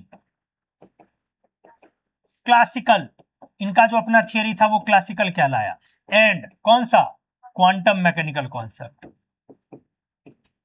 क्या जी ऑनलाइन वाले सभी लोग अच्छे से समझे? Yes, sir. तो सिर्फ जो Yes, है ना, सिर्फ जो है ना मतलब थियरी पढ़ना, एग्जाम्पल न्यूमेरिकल बनाना ही कहानी नहीं है। ये भी समझना चेन में किसके बाद कौन आया, क्यों आया, कौन किसको यूज किया, किस थियरी को यूज किया, इससे भी बहुत सारी चीजें सुलझती हैं क्वेश्चंस बनाने के दौरान। ठीक है, अब आइए मैथमेटिकल ट्रीटमेंट पर, बस 2-4 मिनट हम लोग यूज करते हैं। मैथमेटिकल ट्रीटमेंट पर वापस हम लोग पहुंचते हैं। अब बोर ने जो एक्सप्लेन किया किसको, स्पेक्ट्रम को, उन्होंने बोला देखिए N2 ऑर्बिट से आप जंप लगाएंगे कहां पे, N1 पे। अब ये कोई भी सीरीज हो सकती है, हम लोग लाइमन की तरफ चले जाएंगे धीरे धीरे, फिर बामर, फिर पास्टल, सब में जाएंगे। तो जब आप जंप लगाएंगे तो आपकी एनर्जी शुरू में कितनी रहेगी, -13.6 Z²/N2², और कूदने के बाद क्या हो जाएगी नीचे N1²। तो गैप अभी मैंने दिखाया N2 - N1, बोलो। तो N2 - N1 किया तो नीचे क्या आ जाएगा, 1/N1² - 1/N2²। बोलिए ना, होगा ना, 1/N1² - 1/, सर आपने 1/N2 - 1/N लिखा था, मैंने माइनस लिखा था और यहाँ प्लस है, तो क्या किया है, कॉमन लेके ये माइनस माइनस को प्लस कर दिया। क्लियर है? अब यहां पर ये 13.6 है और यहां क्या है, Z²। अब इसको हम लोग इक्वल कर दें किसके, hc/λ के। अरे किसको इक्वल कर दें, क्योंकि जो एनर्जी रिलीज होगी यहां डेल्टा ई, ये इलेक्ट्रोमैग्नेटिक रेडिएशन के फॉर्म में होगी, तो hc/λ के इक्वल कर दें। यहीं से जो लैम्डा इमिटेड आएगा वो क्या आ जाएगा मेरा, लैम्डा इमिटेड जो आएगा वो क्या आएगा, वही ना लाइन है, स्पेक्ट्रल लाइन है, उसी लाइन की ना वेवलेंथ को वो रिप्रेजेंट करेगा। तो आ जाइए, hc/λ इक्वल्स टू 13.6 Z² हो गया। तो इस तरह से 1/λ क्या बचा, 13.6, 13.1/λ Z² बाय क्या, hc। क्या ये कांस्टेंट है, तो इस कांस्टेंट को मैंने अलग से निकाल लिया, 13.6/hc, इसको बोला गया r। ये वही वैल्यू थे जो उसने प्रपोज किया था पहले से, क्या, किसने प्रपोज किया था, रेडबर्ग और बामर ने, और एग्जैक्ट आपने उस कांस्टेंट का वैल्यू यहां पे निकाल दिया अपने मेथड से।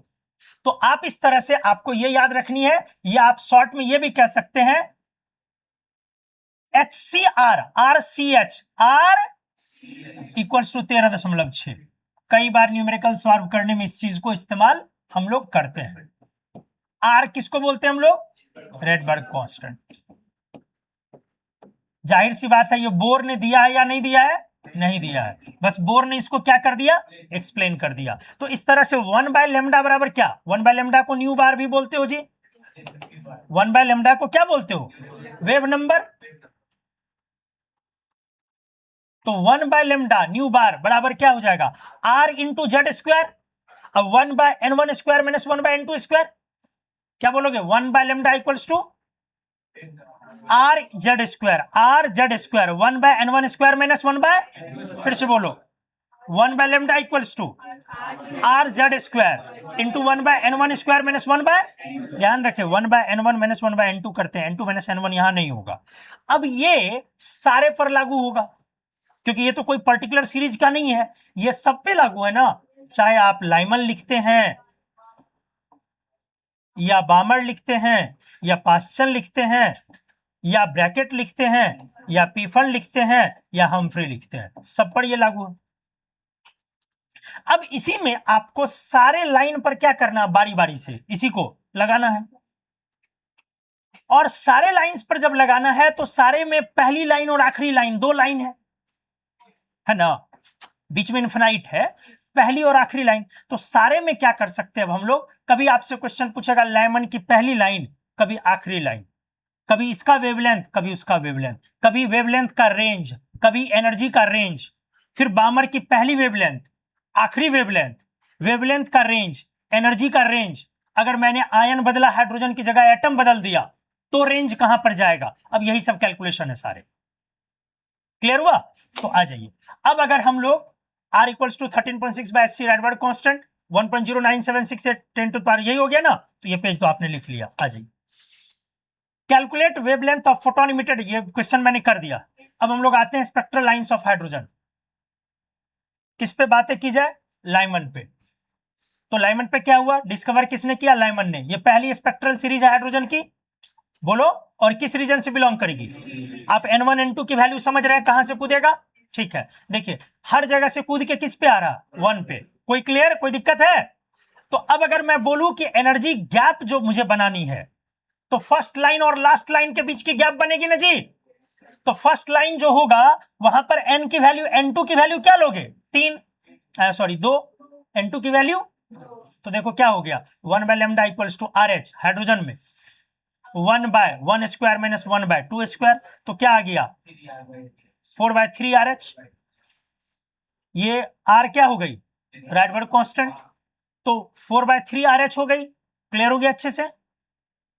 अब अगर मैं लास्ट लाइन के लिए इसी को कहूं, फर्स्ट और लास्ट लाइन को बोलते हैं एक्सट्रीम लाइंस, तो लास्ट लाइन में N2 की वैल्यू क्या हो जाएगी? तो जब इन्फिनिटी हो जाएगी तो E2 कितनी हो जाएगी? और ये 0 हो जाएगी, तो गैप क्या रह जाएगा? 13.6। अब 1 बाय लेमडा RH इन्फिनिटी लगा दोगे तो क्या आ गया? लेमडा मिनिमम की वैल्यू। इसका मतलब कहां गया? आपने पहले क्या देखा, वेवलेंथ कहां पर गया था? 4 बाय 3 RH, और लास्ट में कहां गया? 1 बाय RH। तो दो चीजें अब मुझे डिस्कस करनी है, एक एनर्जी का रेंज और एक वेवलेंथ का रेंज। नहीं समझ में आया? एक एनर्जी का रेंज और एक वेवलेंथ। तो लाइमन सीरीज के लिए एनर्जी का गैप हमेशा कितने से कितने के बीच में होगा? आखिरी लाइन और पहली लाइन। पहली लाइन में ये है जी, और आखिरी लाइन में ये है जी। तो एनर्जी की गैप क्या हो जाएगी? यहां पर एनर्जी कितनी? 0। और यहां पे एनर्जी का गैप कितना? 10.2 ना। अरे बोलो ना, अरे 0 बोल रहा हूं, 13.6। यहां एनर्जी कितनी होगी और यहां पे कितनी होगी? इसका मतलब लाइमन सीरीज के सारे लाइंस इनके और इस एनर्जी के बीच में ही फॉल करेगा। बोलो, अब वेवलेंथ इस केस में कितना आया? अभी ने पढ़ा एक 1 बाय R, अरे अभी ने पढ़ा एक 1 बाय R और एक 4 बाय 3R। तो इसमें कौन आएगा? 1 बाय R आएगा या 4 बाय 3? यहां वेवलेंथ कम आएगी, कम आएगी ना, ऐसे ध्यान रख सकते हो, गड़बड़ नहीं करो। तो 1 बाय R, और यहां से लेके यहां पे कितना आ गया? 4 बाय 3R। R नीचे ना, अरे बोलने रे, इसके बीच में।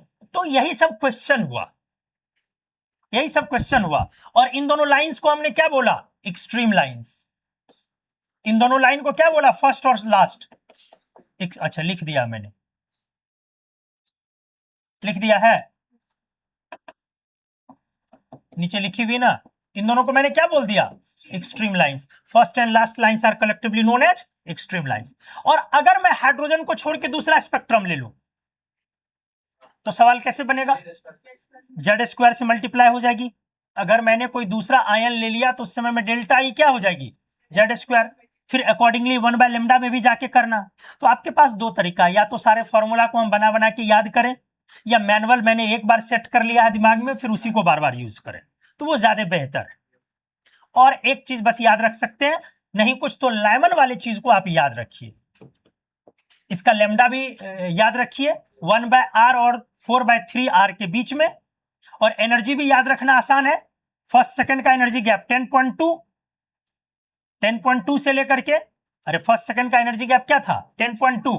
तो 10.2 से लेकर के कितने के बीच में? 13.6 के बीच में। और जब भी आप इसकी लेमडा की वैल्यू निकालेंगे तो क्या आ जाएगा? वो किस रीजन में चला जाएगा? यूवी रीजन में चला जाएगा। तो ये सारा काम जैसे लाइमन के लिए किया, ये सारा काम हम किसके लिए कर सकते हैं? बामर के लिए कर सकते हैं। ये सारा काम किसके लिए कर सकते हैं? पास्चन के लिए। तो ये नोट्स आपको जब बनाएंगे तो आप देखिए, आप बामर के लिए भी ऐसे ही करेंगे। सब चीजें आप तरीका सीख गए, बोलिए।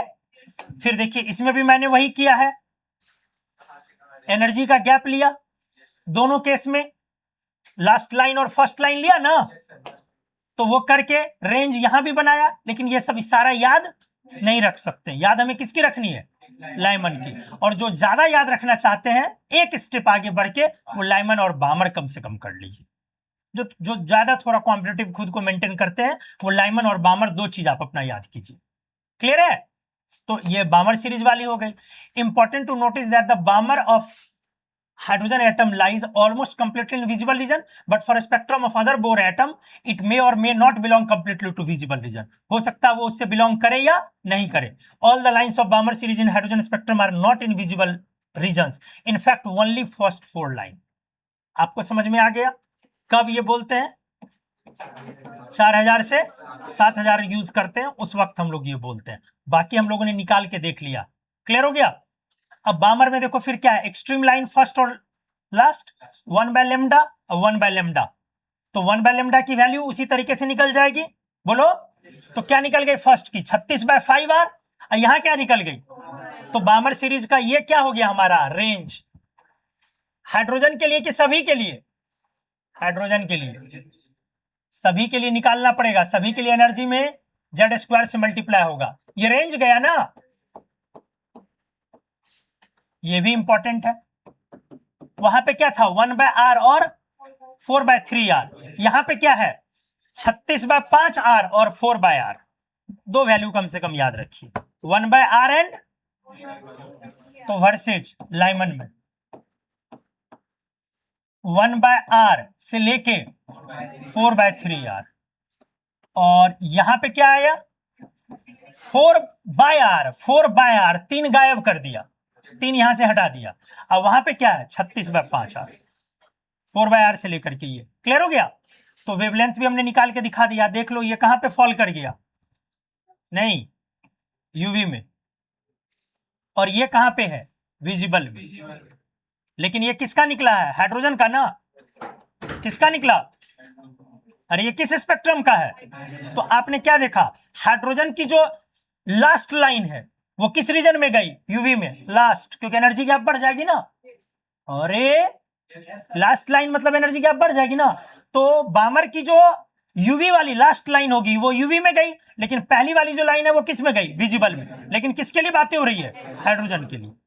तो उसी को निकाल के मैंने वेरीफाई कर दिया। क्लियर है? बोलो। अब इस पर क्वेश्चन है, calculate wavelength of third line of Balmer series. Question यहां रखी हुई है। तो आप अगली क्लास में जब हम लोग आएंगे तो क्या करेंगे, लाइमन बामर हमने आपको पढ़ा दिया है, अगली क्लास में हम लोग यहां से क्वेश्चंस लगाते हैं। एक क्लास और कर लेते हैं इस पे, सारे तरीके के क्वेश्चंस अगली क्लास में हम प्रैक्टिस करेंगे। ठीक है, एक क्लास और अगली क्लास में इसको हम लोग कंप्लीट करेंगे। यूजुअली 2 में पढ़ा लेते हैं, लेकिन आप लोगों को थोड़ा इलेबोरेट ज्यादा किया। जिन लोगों को कम समझ में आया है भाई वो जाके नोट्स को देखो, अच्छे से बढ़िया से देखो, वीडियो अपलोड हो जाएगी, वीडियो को देखो, लेकिन बढ़िया ढंग से स्पेक्ट्रम को क्लियर कर लो। और इसमें क्वेश्चंस खूब बनाने पड़ेंगे आपको। और आपने एटॉमिक स्ट्रक्चर में क्या सभी को समझ में आया ऑनलाइन में? सभी लोग? तनिशी? अच्छा है। Yes sir. तो एक बार अच्छे से देख लेना बेटा, ढंग से करके, और फिर कोई दिक्कत हो अगली क्लास में मेरे से शेयर करना। फॉर्मूला को एक जगह लिख लेना, नोट्स में जो फॉर्मूला फाइनल होगा, जो लगेगा आपको याद रहना है, तो उसको एक जगह लिख लेना, और अगली क्लास में हम जब क्वेश्चंस लगाएंगे उसको करना। 6 का आपने D3 टेस्ट कितने लोगों ने दे दिया है? हाथ उठाओ। सब नहीं दिए हो, अभी भी दिए? ऑनलाइन में कौन कौन दिए हो 6 D3? सर दे दिए। सेजल दिए हो? Yes, sir. Tanisha? Yes, sir. Anjali? Yes sir दे दिए। अंजलि? अच्छा हाँ। यस सर दे दिए। Zara? Nitin? Sir. Pooja? Yes, sir. Tanishi? No sir दे नहीं दी। नहीं तो दो। तुम बहुत टेस्ट छोड़ रही हो, समझ में सब आएगा, बाद में बनेगा कुछ नहीं, टेस्ट छोड़ोगे इतना तो। खुशबू?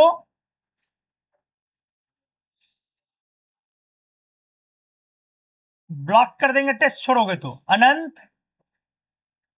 यस सर दे दी। टेस्ट छोड़ोगे तो हम ब्लॉक कर देंगे, ऑनलाइन वाले लोग बोल देते हैं। यदि टेस्ट देना ही नहीं है तो लाइव क्यों पढ़ना है, फिर रिकॉर्डिंग देखो। रिकॉर्डिंग क्या पढ़ोगे, कितना दिन पढ़ोगे, ये मालूम है। तो अगली टेस्ट आपकी ऑर्गेनिक केमिस्ट्री की आज अनलॉक होगी जी।